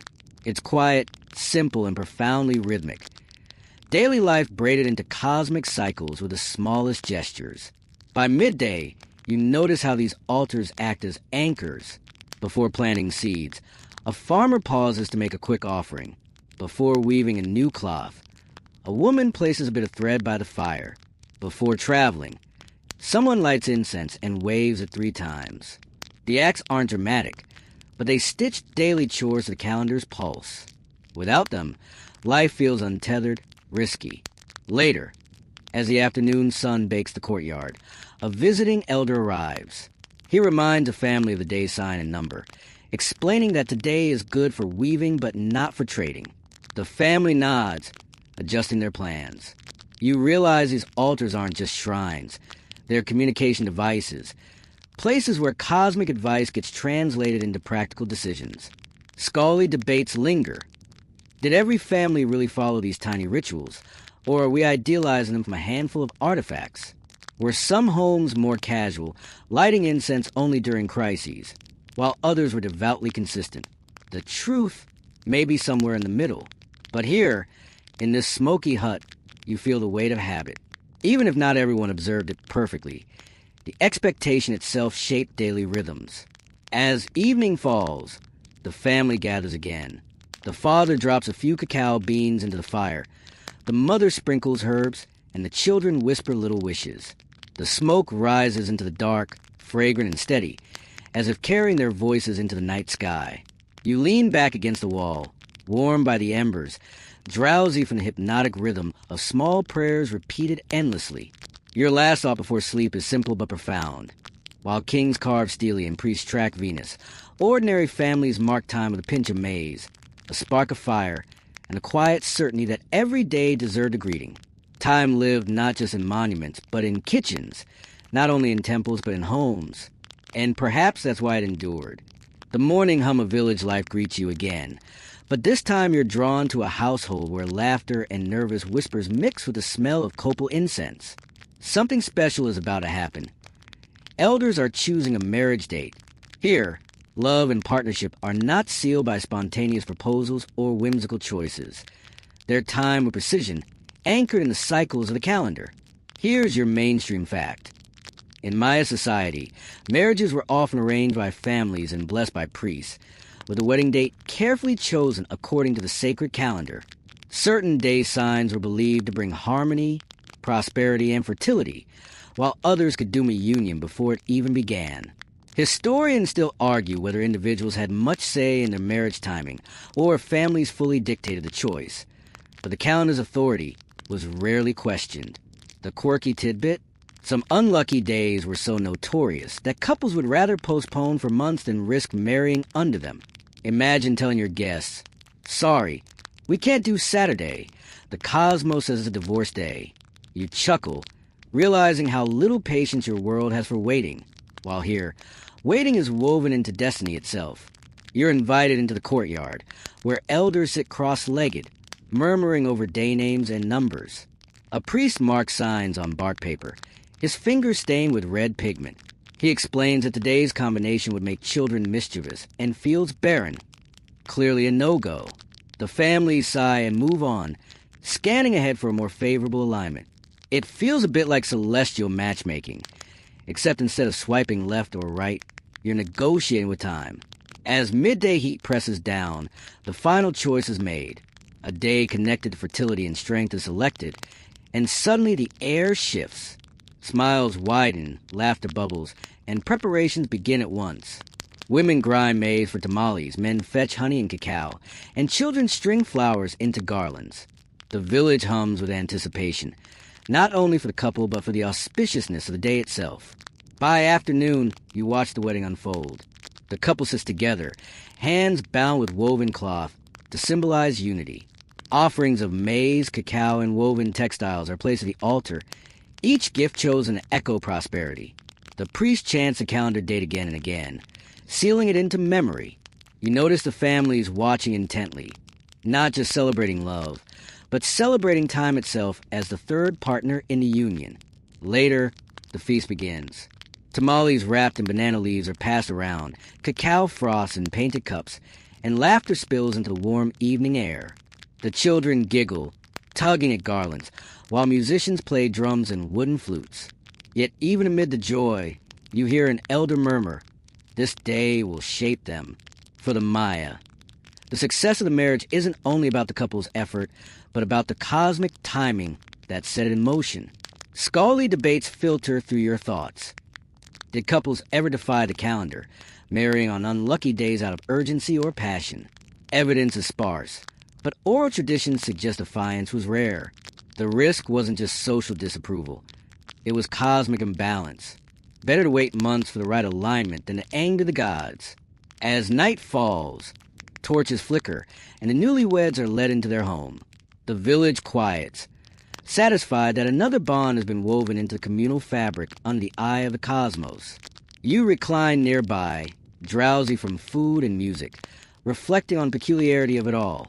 In this world, love isn't random, passion is enough, and timing isn't negotiable. The calendar is the ultimate matchmaker, deciding when two lives should intertwine.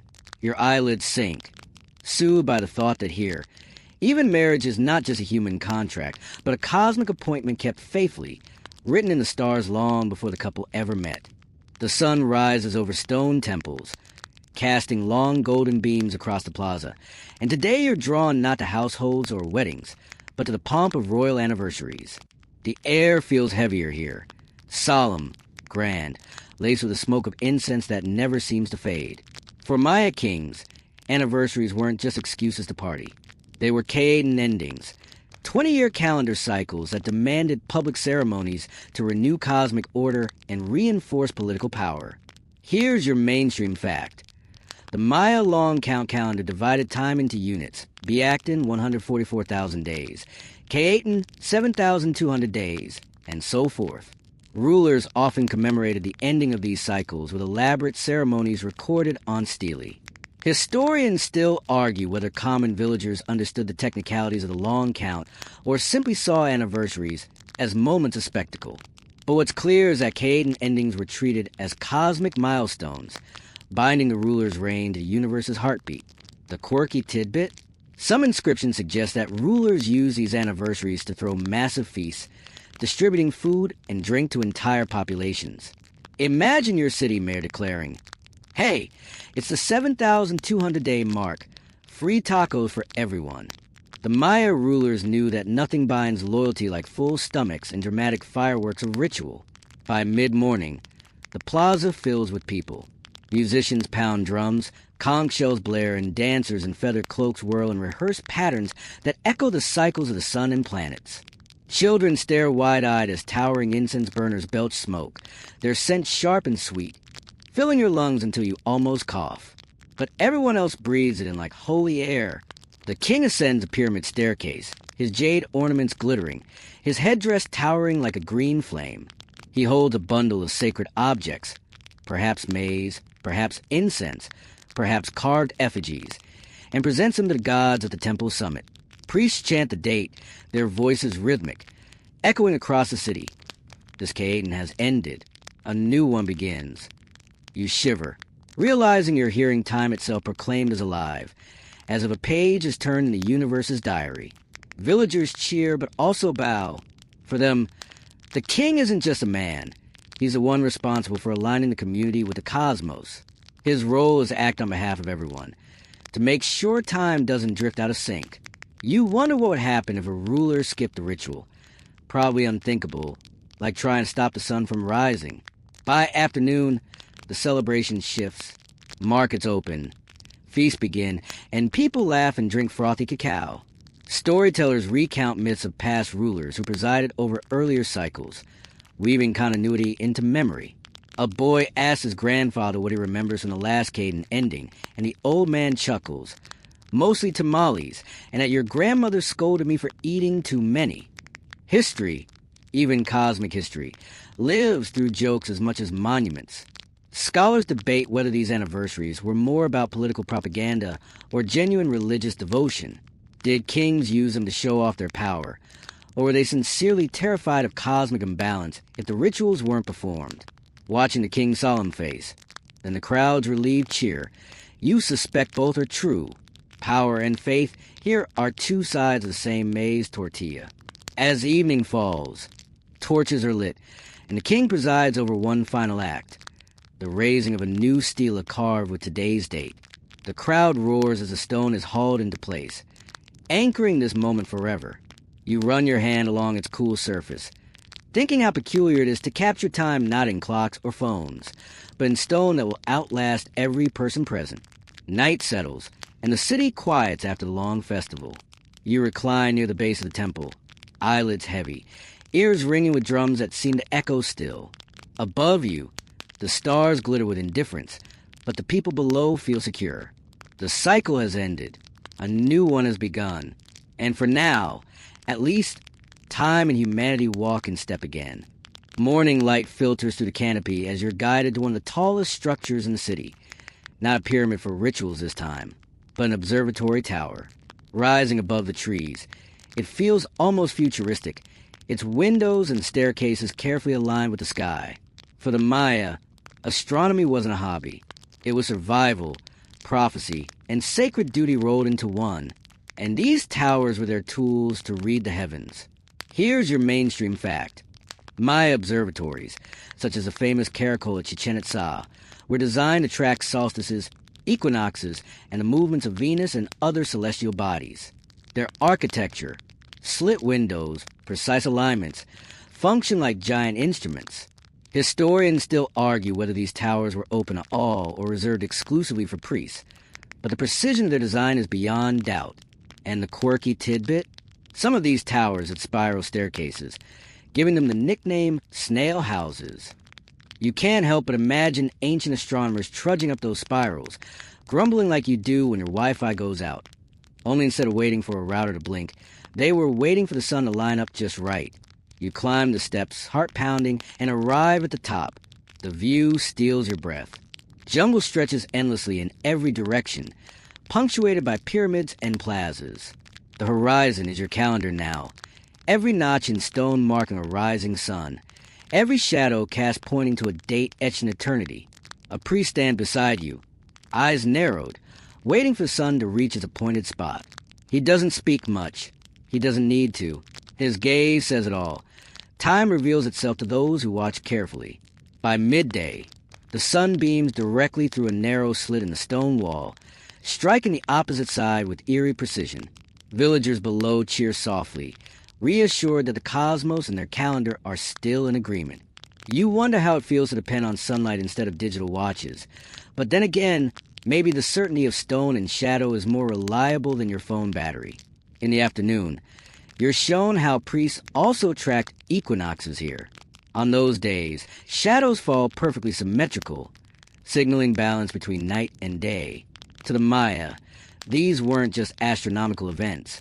They were reminders of cosmic equilibrium, proof that the gods had not abandoned their creation. You nod along, realizing you're watching the universe keep its appointments. Later, as dusk settles, Venus appears, and the observatory comes alive again. Priests shift their attention from the sun to the stars, murmuring numbers and day names, recording observations on bark paper. You lean against the stone, try and follow their logic, but all you see are dots of light. They, however, see cycles, prophecies, and omens. Scholars still debate how much of this astronomy was practical, for planning and navigation, and how much was ritualistic, used to schedule festivals and wars. Standing here, you suspect it was both. The line between science and religion wasn't sharp. The sky itself was both laboratory and temple. As night deepens, torches glow below, and the observatory casts its long shadow over plaza. You recline on the cool stone floor, the hum of insects rising from the jungle. Overhead, stars scatter like glyphs written on black parchment. Your eyelids grow heavy, lulled by the quiet certainty that for Maya, the sky wasn't distant or abstract. It was a living calendar, and these towers were their way of leaning close to listen. The air feels softer this morning, less heavy with incense and drums, more alive with the earthy scent of soil and fresh-cut wood. You've left the towers and temples behind, sitting now under the thatched roof of a farmer's home. Today is about almanac wisdom, the oral instructions that tie planting and harvesting, the stars, seasons, and the whispers of ancestors. Here's your mainstream fact. The Maya relied on detailed agricultural almanacs, often preserved in codices, which guided when to plant maize, beans, and squash. These almanacs linked star positions, rainfall patterns, and seasonal festivals into a schedule farmers follow with remarkable precision. Historians still argue whether most of this knowledge was widely shared or controlled by priests, but the results were clear. Fields thrived when the timing was right. And the quirky tidbit? Some farmers swore that the call of certain birds was a more reliable planting signal than even the priest's calculations. If the Matmit bird sang at dawn, you'd better get those seeds in the ground. You'd chuckle, imagining farmers half ignoring the codices because the local wildlife had its own opinion. As the sun climbs, you sit with elders in the shade. They recite planting rules like poetry. When the Pleiades rise before dawn, sow the maize. When they vanish, prepare for rain. Their voices weave astronomy into farming so seamlessly that you realize the stars weren't decoration here. They were instructions. You try to memorize the lines, but they slip past you like water. For them, it's muscle memory, inherited like the skill of grinding maize. By midday, farmers lead you into fields. The soil is warm under your hands as seeds are pressed into furrows. Each movement is deliberate, synchronized with the season, the sun, and the day signs. A farmer grins and says, "Plan out a season, and even chack won't help you." You laugh, but a serious tone lingers in your ears. Afternoon brings rest under a ceiba tree, its roots spreading wide like the veins of the earth. A farmer chews maize and tells you about drought years when even perfect timing failed. The gods test us, he says, but the calendar gives us hope. His words strike you, faith in timing, even when crops wither, keeps the community moving forward. Scholars debate whether these almanacs were pure observation-based science or layered with superstition.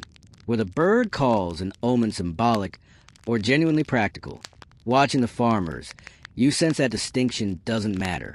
Every omen, every chant, every star became a guide, whether mystical or meteorological. The important thing was the rhythm, the trust in cycles. As dusk settles, villagers light small fires in the fields, offering smoke to chack for rain. The air smells of earth and ash, the sky slowly filling with stars. Elders glance upward, nodding at constellations you barely recognize, while they see entire instruction manuals hidden among them. You stretch out on the ground, cool soil beneath you, stars glittering above. The night hums with frogs and cicadas, and the farmers' recitations echo in your ears like lullabies. Plant when the stars say so, harvest when the moon agrees. Trust the rhythm. You close your eyes, drowsy and humbled, realizing that here, the almanac isn't a book. It's the sky itself, read by those who've never stopped looking up. The morning finds you not in the fields this time, but in a busy workshop. The air smells of wood shavings, cotton fibers, and fresh clay. Today you watch craftsmen and artisans, each carefully timing their projects to auspicious days on the calendar.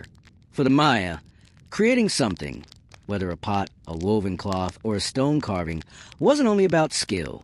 It was about choosing the right moment, aligning human labor with cosmic cycles. Here's your mainstream fact. Many Maya inscriptions mention that major construction projects, dedications, and artistic works were begun on specific calendar dates chosen for their positive associations. This practice extended from great temples to smaller household crafts. Historians still argue whether this was purely ritual or partly practical, ensuring seasonal conditions like dry weather matched big projects.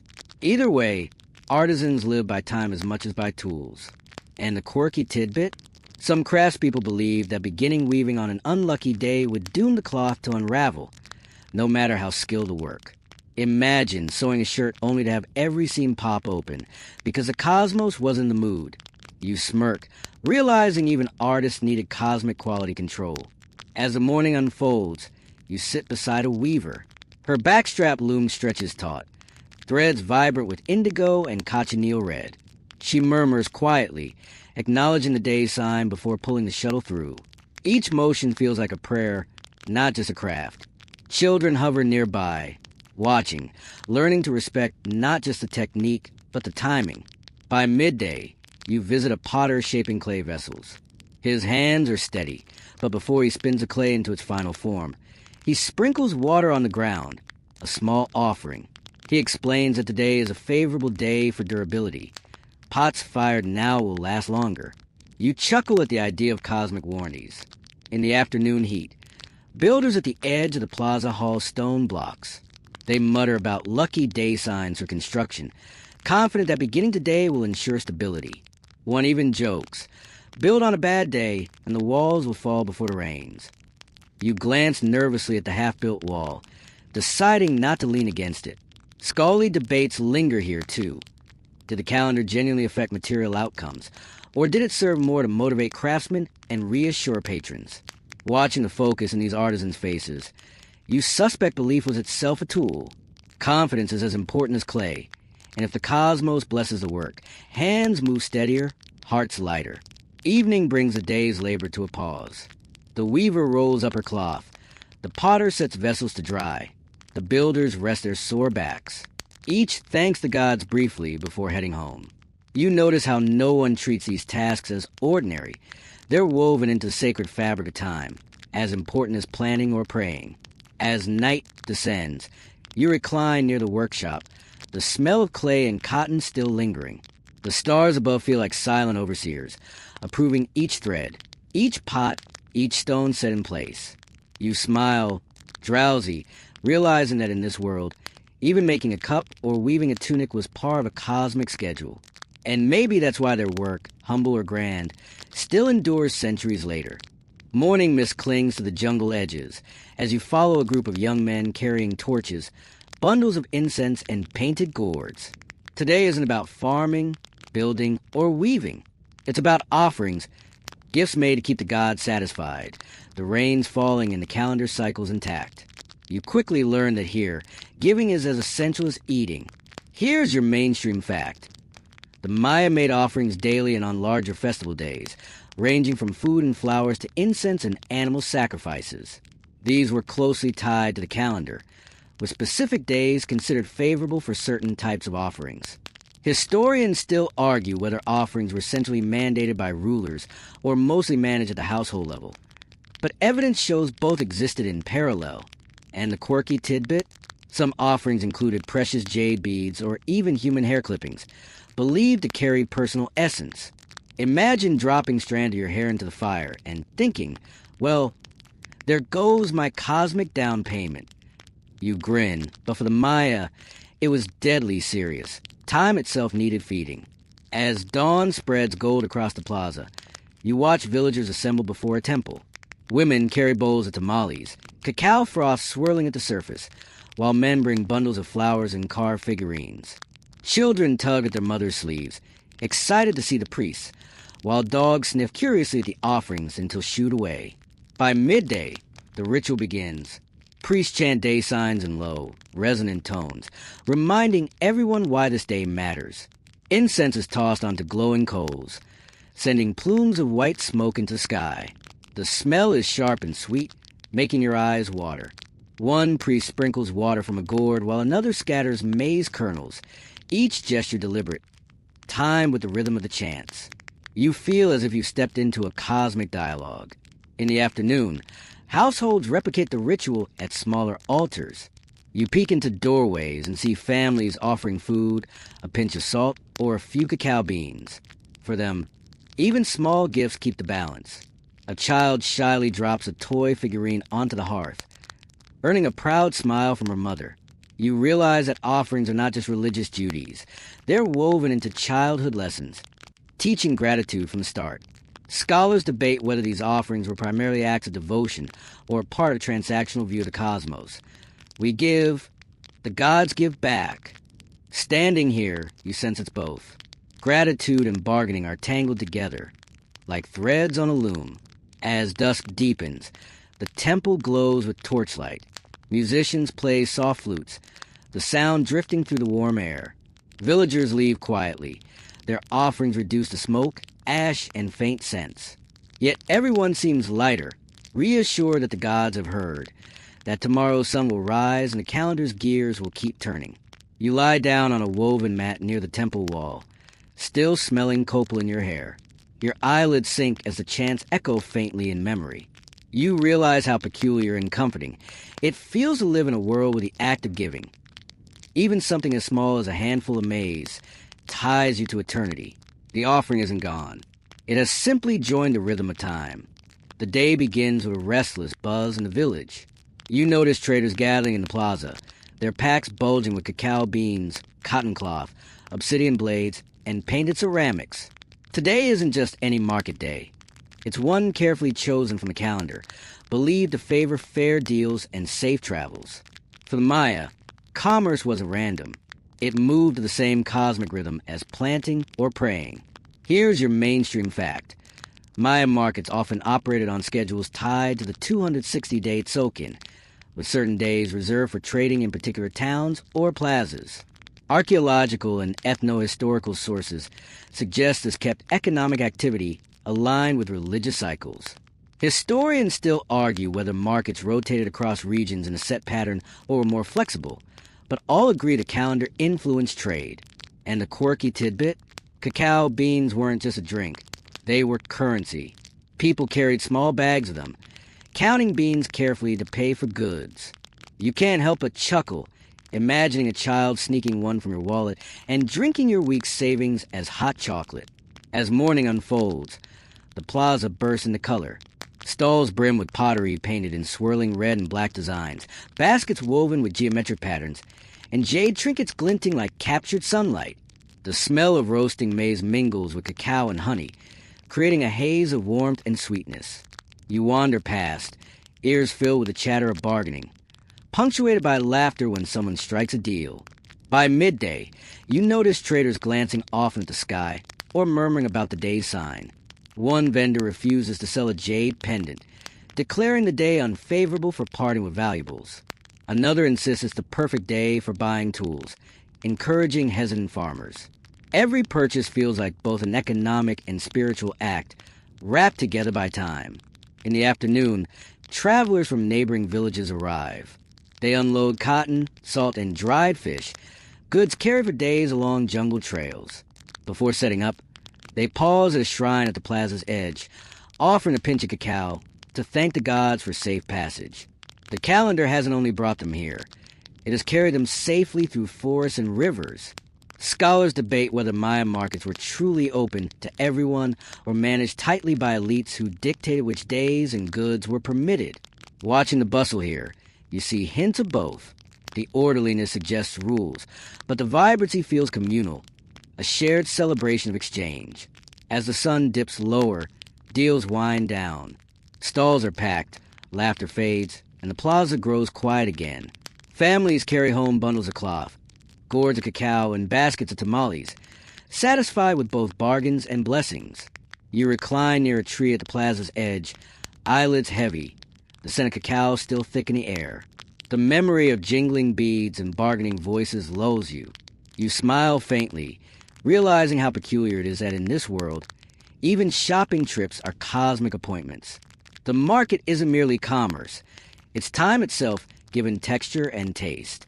Morning light spreads over the jungle, and today you're guided not to a plaza or field, but toward a sacred opening in the earth. The air cools as you descend stone steps into the mouth of a cave, torchlight flickering against walls that glisten with moisture. For the Maya, caves weren't just holes in the ground. They were living calendars, sacred doorways where time and ritual met in darkness. Here's your mainstream fact. Caves were central to Maya religion, often used as ritual sites aligned with calendar events. Archaeologists have uncovered offerings, pottery, obsidian blades, jade, even human remains, carefully placed inside. Historians still argue whether caves were primarily used for local household rituals or for major state ceremonies, but their role as portals to the underworld is undeniable. And the quirky tidbit? Some Maya believed caves breathed. Air flowing in and out as temperatures shifted was seen as the cave itself exhaling, a reminder that the earth was alive. You smile, imagining ancient villagers whispering, "Careful, don't wake the cave spirit. It hasn't had coffee yet." Inside, the atmosphere is thick and echoing. You watch priests scatter copal incense onto small fires, the smoke curling upward only to vanish into cracks in the ceiling. Pots filled with offerings are arranged along ledges, their rims blackened from repeated rituals. Every item feels deliberate. Every placement timed to a day sign meant to unlock the cave's power. By midday, you sit with a group of villagers gathered just outside the entrance. They explain how certain dates are ideal for asking rain gods to bless the fields, and these days almost always involve rituals deep inside caves or near cenotes. The timing is precise. Plan on the wrong day and ask on the wrong day, and the rains may falter. You nod, shivering slightly in the cool air, realizing how tightly survival clings to these cosmic appointments. In the afternoon, you venture deeper with a priest. Torchlight flickers on painted walls, where red handprints and glyphs stretch across stone. He explains that each painting marks a ritual tied to specific dates, echoing cycles of past generations. You touch the rock, imagining someone centuries ago pressing their palm here, as if signing attendance in the calendar of eternity. Scholars debate whether rituals in caves were primarily agricultural, focus on rain and fertility, or if they had broader cosmic purposes, aligning with solar and lunar cycles. Some suggest kings used caves as political theaters, legitimizing their power by entering the womb of the earth. You can't decide which version is true, but standing here, the cave feels both intimate and immense, like being inside a heartbeat that belongs to the world itself. As dusk approaches, you emerge in the cool shadows into warm twilight. Villagers still linger, leaving small offerings of flowers and maize at the cave's mouth. They bow before heading home, satisfied that the day's ritual has stitched them once again into the cosmic weave. You recline on a stone near the entrance, the echo of dripping water behind you, the hum of insects outside. Your eyelids grow heavy, soothed by the thought that here, even the earth itself marks time, inhaling and exhaling as faithfully as the stars. The morning hum begins with an unusual stillness in the plaza, broken only by the sound of drums being tested and flutes warming up. You're told today is no ordinary festival. It's one of the great calendar celebrations, when entire communities gather to mark the turning of cycles with music, dance, and stories. If yesterday's cave felt like the belly of the earth, today feels like its heartbeat. Here's your mainstream fact. Major Maya festivals were often aligned with key calendar points, endings of Caetans, solstices, equinoxes, or sacred anniversaries. These events combine music, dance, theater, and ritual offerings, reinforcing social bonds and cosmic order. Historians still argue how often these large-scale festivals occurred, with some suggesting yearly cycles, others pointing to longer intervals, but all agree they were essential communal markers. And the quirky tidbit? Some dancers wore enormous wooden masks representing gods, animals, or even stars. The masks were so heavy they had to pause frequently to avoid fainting. Imagine telling your boss, "Sorry, I need a break. The sun god's head is crushing my spine." Yet the spectacle was worth it, as everyone believed the gods joined the celebration through these mass performances. As morning deepens, the plaza fills with color. Musicians pound turtle shell drums, blow into conch shells, and pluck string instruments. The sound rolls across the crowd like a living wave. Dancers whirl, feathers flashing, masks looming, their steps tracing patterns set to echo celestial movements. Children squeal in delight, while elders nod, recognizing rhythms passed down for generations. By midday, you watch a troupe perform a story from the Popol Vuh, the Maya creation epic. Two men in jaguar masks chase others dressed as skeletal lords, reenacting the hero twins' victory over the underworld. The crowd cheers, laughter mixing with awe. It feels like both theater and prayer, as if the entire community is collectively reminding itself why the universe hasn't unraveled yet. Afternoon brings feasting. Tamales wrapped in leaves are passed around, cacao froths in painted cups, and honey cakes sweeten the air. You taste one, nearly burning your tongue, and mutter that perhaps the gods didn't demand quite so much spice. Families sit together, retelling old stories while musicians keep the rhythm alive. The festival is less about escape and more about renewal, binding everyone to the same cosmic drumbeat. Scholars debate whether such festivals were orchestrated by rulers for political ends, giant propaganda machines disguised as rituals, or whether they genuinely emerged from shared devotion. Watching the joy on villagers' faces, the laughter of children darting to the crowd, and the pride of dancers sweating under their masks, you feel the answer is both.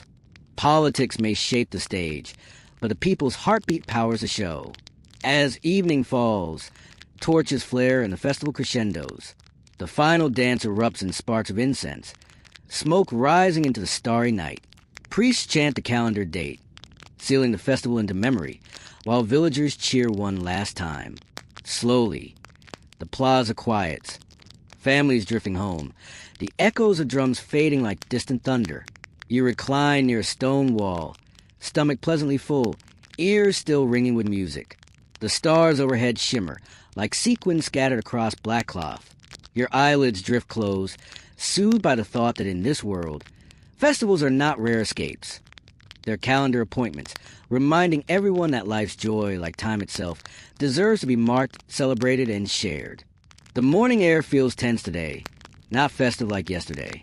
Instead of laughter and music, there's a low murmur of preparation. Quiet conversations, sharpened obsidian, and bundles being tied shut. You quickly realize you're about to witness something heavier, a day chosen for warfare. The Maya did not march to battle on whim. They checked the calendar first. Here's your mainstream fact. Many Maya inscriptions record wars or raids timed with auspicious calendar dates, often tied to Venus cycles. Venus, especially as a morning star, was considered an omen of conflict. Historians still argue whether rulers truly waited for Venus to rise before launching campaigns, or they retroactively justified battles by inscribing them on significant dates. Either way, warfare and astronomy were tightly bound. And a quirky tidbit? Warriors sometimes painted their bodies blue before battle, a color tied to sacrifice and cosmic renewal. You picture a row of men trying to intimidate the enemy, but looking suspiciously like a traveling troupe of sky-colored mimes. Still, the symbolism mattered. The cosmos itself demanded proper attire.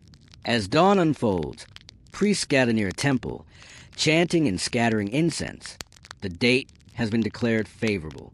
Warriors kneel, receiving blessings of maize dough rubbed on their foreheads. You hear a priest murmur that Venus glitters in the eastern sky, a sign that blood will sanctify the day. You shiver, half awed, half uneasy. By midday, preparations intensify. Leaders consult codices, pointing at glyphs that predict favorable outcomes. Warriors fasten jaguar skin capes, feathered headdresses, and shields painted with calendar symbols. Every item is both practical armor and cosmic costume. To march without them would be like trying to wage war without permission from the gods. Afternoon brings departure. Drums echo, conch shells blast, and the warband files out the city gate. Families watch silently, some whispering prayers, others already mourning. You can almost feel the collective hope that because the date was chosen carefully, the outcome will tilt toward victory. Back in the plaza, priests continue chanting, offering incense and food to ensure divine favor. The war isn't just fought with spears in distant fields. It's fought here with words and smoke, tying combatants to the stars. You sit with an elder who mutters, "No one fights alone.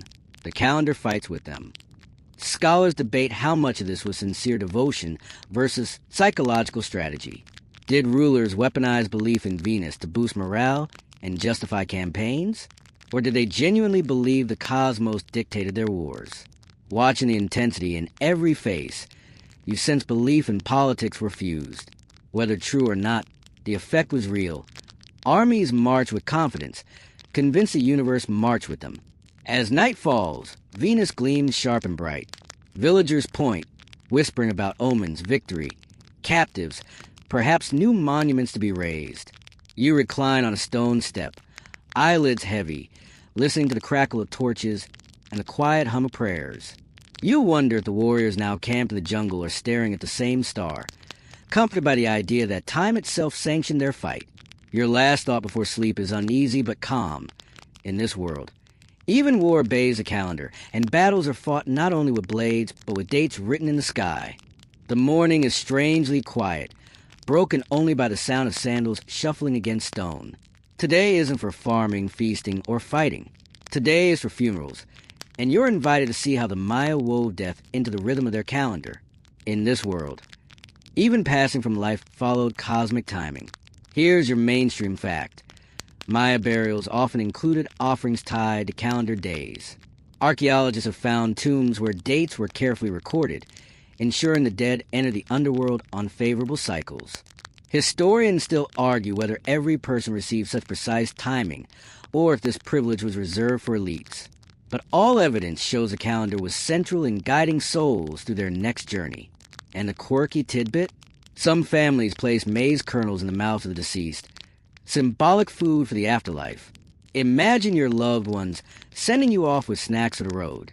You smile faintly, realizing how oddly comforting it is to be buried with a cosmic lunchbox. As dawn spreads over the village, mourners gather quietly. The air smells of copal incense, thick and sweet, curling like a bridge toward the heavens. Priests kneel near the body, chanting the day name over and over, affirming that this soul's departure matches the rhythm of the cosmos. Family members sprinkle cacao powder and scatter flower petals, whispering words too soft for you to catch. By midday, the procession begins. The body is carried toward a prepared grave, wrapped in cotton cloth, jade beads placed at the mouth and hands. Villagers follow silently, their steps measured. Some carry clay bowls of food, others small figurines. These aren't luxuries but necessities, tools to help the dead navigate the underworld. At the gravesite, offerings are arranged carefully. A priest marks the date on bark paper, his hand steady, his face solemn. He explains that today's sign will guide the spirit safely past obstacles. You hear a villager whisper that the wrong day could trap a soul in endless wandering. You shiver, suddenly grateful you're still among the living, even if it means sore feet and mosquito bites. Afternoon shadows stretch as the grave is sealed. Mourners pour water, symbolizing the journey across rivers of the underworld. Then silence falls, deep and heavy, broken only by the soft sobs of family members. Yet beneath the grief, there's a sense of order. Death here isn't chaos. It's an appointment, kept faithfully by gods and humans alike. Scholars debate whether commoners had this level of ritual precision, or whether many were buried quickly without regard for dates. Watching the care given here, you suspect variety. Some deaths may have been rushed, but when families could, they aligned the farewell with the stars. The belief was simple. A life lived in rhythm deserved a death timed just as carefully. As evening arrives, the family gathers at their hearth to light candles. The priest murmurs one final chant, tying the day name to the deceased's memory. The smoke rises slowly into the night, carrying whispers of farewell. You lie down nearby, eyelids heavy, heart oddly calm. Your last thought before drifting off is gentle. In this world, even sorrow obeys the calendar. Death isn't an ending but another step in time's endless cycle, and the stars above feel less like distant lights and more like guides waiting patiently to welcome one more traveler. The morning sun glints off jade ornaments and shimmering feathers as you enter the royal palace courtyard. Today isn't about ordinary villagers or even farmers. It's about the king himself, the Ajah, whose entire identity is stitched into the fabric of the calendar. Here, rulership isn't simply inherited or won by force. It's sanctioned by time. Here's your mainstream fact. Maya kings often tied their authority to the calendar, using precise dates to mark accessions, victories, and rituals. Steely across the Maya world show rulers proclaiming their legitimacy by anchoring themselves to cosmic cycles. Historians still argue whether kings genuinely believed their power depended on timekeeping, or whether they used it as propaganda. Either way, the calendar was as much a throne as the stone seat they sat upon. And the quirky tidbit? Some rulers styled themselves as embodiments of calendar periods, literally becoming Lord of the 13th Caden or he of 9 Jaguar. Imagine politicians today branding themselves as Senator of Leap Year. You grin, realizing how catchy and how exhausting that campaign would be. As the day begins, priests gather in the palace to chant the date aloud. The king, adorned in jade and quetzal feathers, sits in solemn silence until the final word of the chant is spoken. Only then does he rise, as though the utterance itself breathes legitimacy into his bones. By midday, the king presides over ceremonies that remind everyone his reign isn't personal whim. It's cosmic destiny. Dancers in jaguar masks leap across the courtyard, reenacting the gods granting time to humanity. Musicians pound turtle shells and drums, filling the air with thunder.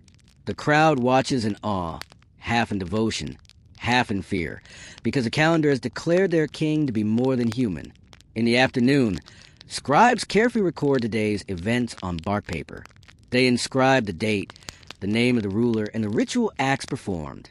You lean over one scribe's shoulder, marveling at how the record blends history and myth, politics and cosmos. To future readers, this will not be an entry in a diary. It will be evidence that the universe itself acknowledged this reign. Scholars debate the true nature of this relationship. Was the king genuinely seen as a keeper of time, or did priests hold that role, with kings merely playing figurehead? The truth may be blurred. Watching the procession, you sense that kings depended on priests to calculate dates, but priests depended on kings to embody them in flesh and feather. A partnership carved in necessity and belief. As dusk descends, the king climbs the temple steps. From the top, he scatters offerings into wind, flowers, maize, droplets of blood drawn from his own skin. The crowd gasps, reassured that he gives not just commands, but part of himself. His sacrifice isn't random. It's timed perfectly, chosen by the calendar as if the cosmos itself had whispered the appointment. Night falls and the palace quiets. You recline near the steps, eyelids heavy, thinking about the peculiarity of it all. In this world, rulership isn't about laws or armies alone. It's about synchronization, aligning a human lifespan with eternal cycles. The king rules not just by decree but by date. His authority is precise as the rising of Venus. Your last thought before drifting off is oddly comforting. Here, power isn't absolute. It has to answer to time, the one ruler above all rulers. The morning feels alive with expectation, though no drums thunder and no incense burns. Instead, your ears catch the cadence of voices as you approach the heart of the city's intellectual life, the scribal house. Today you're not watching kings proclaim their dates, but scribes, the quiet architects of memory, recording the world on folded bark paper books. Here's your mainstream fact. Maya scribes created codices painted with glyphs and images that contain astronomical calculations, rituals, genealogies, and prophecies. These codices were central to keeping the calendar in motion. Historians still argue how widespread literacy was beyond scribal elites, but the artistry and precision of surviving codices leave little doubt of their sophistication. And the quirky tidbit? Scribes sometimes sign their work with tiny self-portraits tucked into the margins, little cameos hidden in cosmic records. Imagine opening your tax forms and finding a doodle of the accountant sipping cacao in the corner. You grin, realizing ancient bureaucrats weren't entirely humorless. The morning light slants across the workshop, illuminating stacks of bark paper sheets stretched flat, coated with lime to create a smooth surface. Pigments of red, black, and blue sit in bowls. Brushes made of animal hair waiting like eager quills. Scribes bend over their work, their hands steady, their breathing slow, as though each stroke might tug at the fabric of time. By midday, you watch one scribe carefully paint glyphs marking a solar eclipse, cross-referenced with Venus cycles. His muttered chant turns numbers into rhythm, almost musical. Another paints images of May's god sprouting from the earth, tying myth to agriculture. You try to follow along, but the script feels alive, as if every swirl contains more than one meaning. In the afternoon, a young apprentice approaches you, showing off a codex page filled with day names. He explains proudly how each combination carries a story, a prediction, a pattern waiting to unfold. His excitement is contagious. You almost believe you could read it too, if only you squinted hard enough. Yet you know this world of glyphs belongs to them, keepers of secrets both practical and divine. Scholars debate whether these codices were strictly calendars or they serve as encyclopedias of Maya thought. Were they textbooks, ritual manuals, or royal propaganda? Likely, they were all of these at once. Watching the scribes, you sense they were less authors and translators, turning the cosmos into pages ordinary humans could carry. As evening darkens, the scribes clean their brushes and stack the codices carefully, wrapping them in cloth to protect from insects and damp air. A priest blesses the finished work, murmuring thanks to the gods of writing. You sit nearby, the smell of pigment still sharp, the sound of chants echoing faintly in your ears.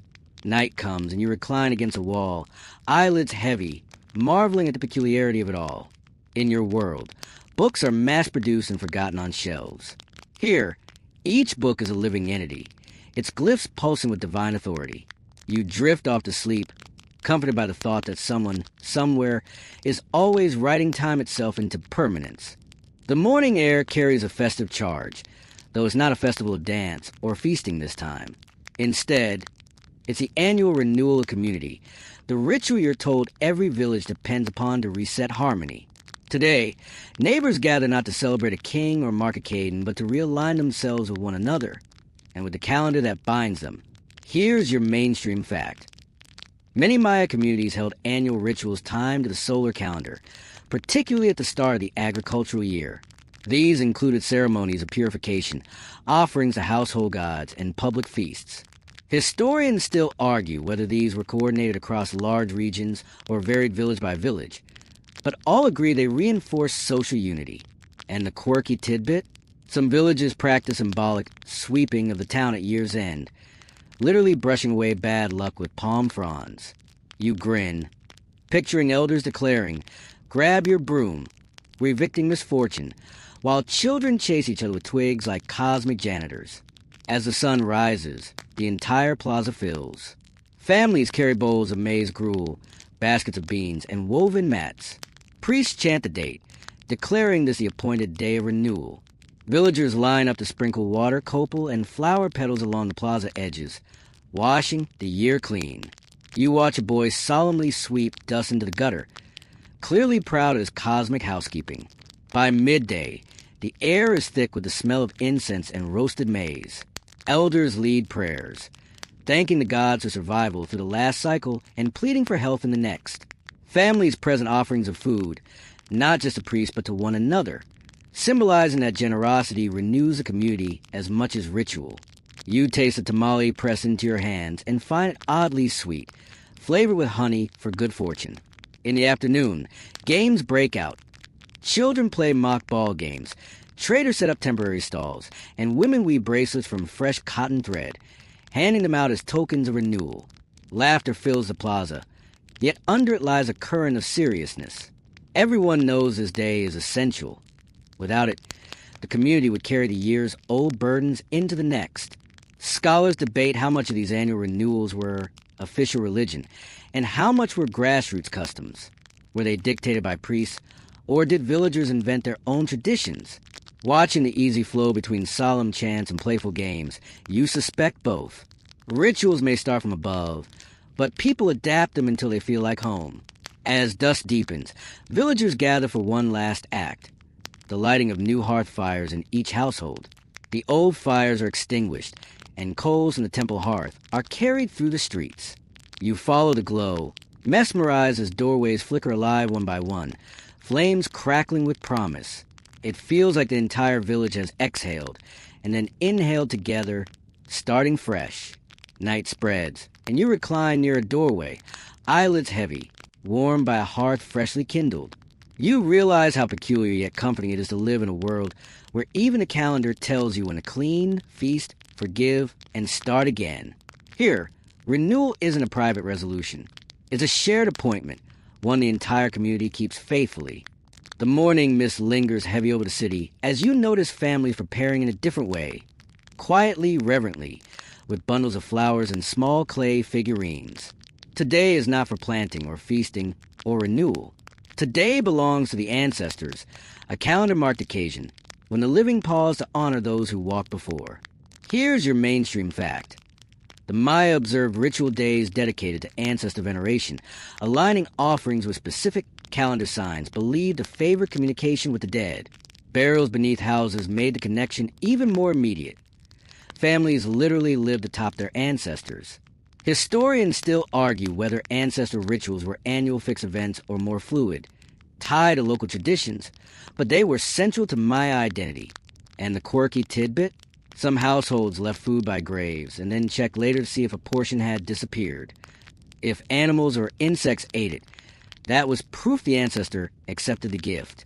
You grin, imagining a raccoon being mistaken for grandpa enjoying tamales in the afterlife.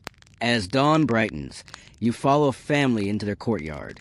Beneath the packed earth lies a burial chamber, where they carefully place tamales, cacao, and a bowl of maize gruel. The mother lights incense, wafting smoke into ground, whispering names of long-gone relatives. Children crouch close, listening as if they might hear voices rising through the soil.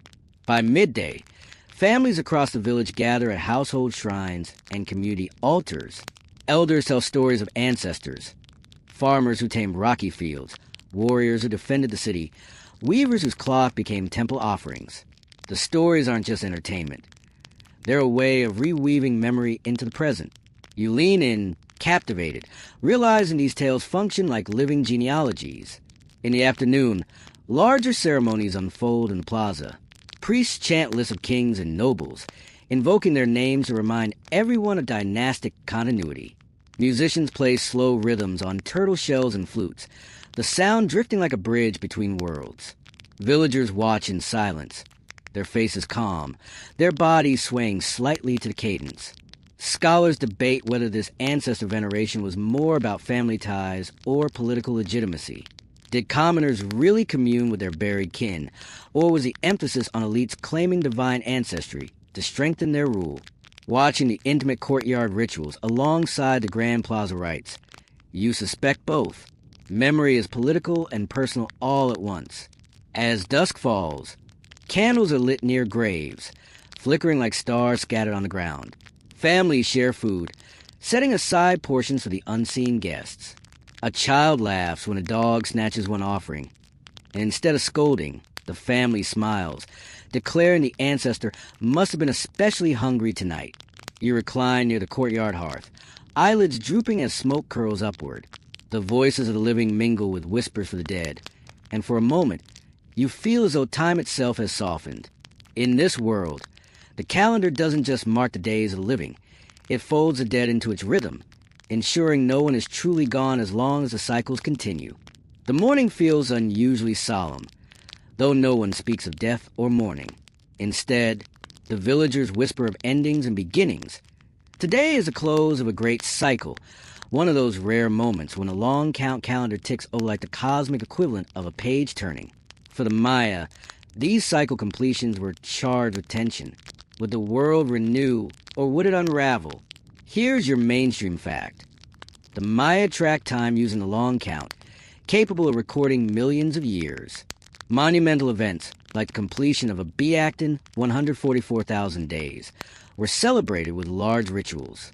Historians still argue whether Maya people feared literal apocalypse at each cycle's end, or whether they viewed it as renewal and opportunity. What's certain is that cycle completions were never ordinary days. And the quirky tidbit? Some rulers commissioned massive stele or temples on these dates, as if to stamp their names directly into eternity. Imagine someone throwing a giant birthday party for themselves every 394 years, just so future historians wouldn't forget. You chuckle, realizing how shameless, but effective, that strategy was. As dawn breaks, priests gather on the temple steps, chanting the long count date aloud. The sound is heavy, rolling through the plaza like thunder. Villagers listen intently, many clutching small charms or children. The question in everyone's mind is the same. Will the gods reset the cycle, or will chaos spill out? By midday, rituals crescendo. Incense smoke thickens until the air is nearly opaque. Drums beat like an enormous heartbeat, and dancers in elaborate masks perform cosmic stories of death and rebirth. A priest pierces his skin, letting blood drip into a bowl, symbolic payment for the renewal of time. You flinch, but the crowd cheers softly, reassured that the sacrifice has been made. In the afternoon, rulers step forward. They scatter offerings of jade, cacao, and precious feathers, proclaiming themselves guarantors of continuity. Scribes record every detail, inscribing today's date with meticulous strokes. You realize these ceremonies are less about fear of an ending and more about confidence in continuity. Still, the tension hums beneath the pageantry. Scholars debate whether ordinary people actually dreaded apocalypse or simply joined in the pomp because rulers demanded it. Watching the villagers' faces, you sense both awe and anxiety. Belief is never uniform, but when thousands breathe the same fear at once, even skepticism dissolves into ritual. As dusk deepens, the final chant rises. The old cycle has ended, The new one has begun. A roar of relief sweeps through the crowd, followed by laughter and hugs. Children run through the plaza, imitating dancers, while elders sigh as though a great weight has lifted. The world has not ended, it has been renewed. Night comes, and torches flicker against fresh steel erected that very day. You recline at the plaza's edge, eyelids heavy, marveling how peculiar it feels to live in society, where the very flow of time itself can end and restart, marked by ceremony, sacrifice, and communal relief. You drift into sleep reassured, knowing that for the Maya, every ending is also a beginning, and the calendar never truly stops. It only turns. The morning dawns softer than usual, as though the air itself has exhaled after the heavy tension of yesterday's cycle completion. Villagers move slowly, their voices hushed, not out of fear but out of reverence. Today is about looking forward, imagining the future written in cycles of time yet to come. For the Maya, the calendar was not just a record of the past. It was a telescope into eternity. Here's your mainstream fact. The Maya-long count didn't just track past dates. It stretched into the future, projecting events millions of years ahead. This gave their worldview a sense of continuity far beyond human lifespans.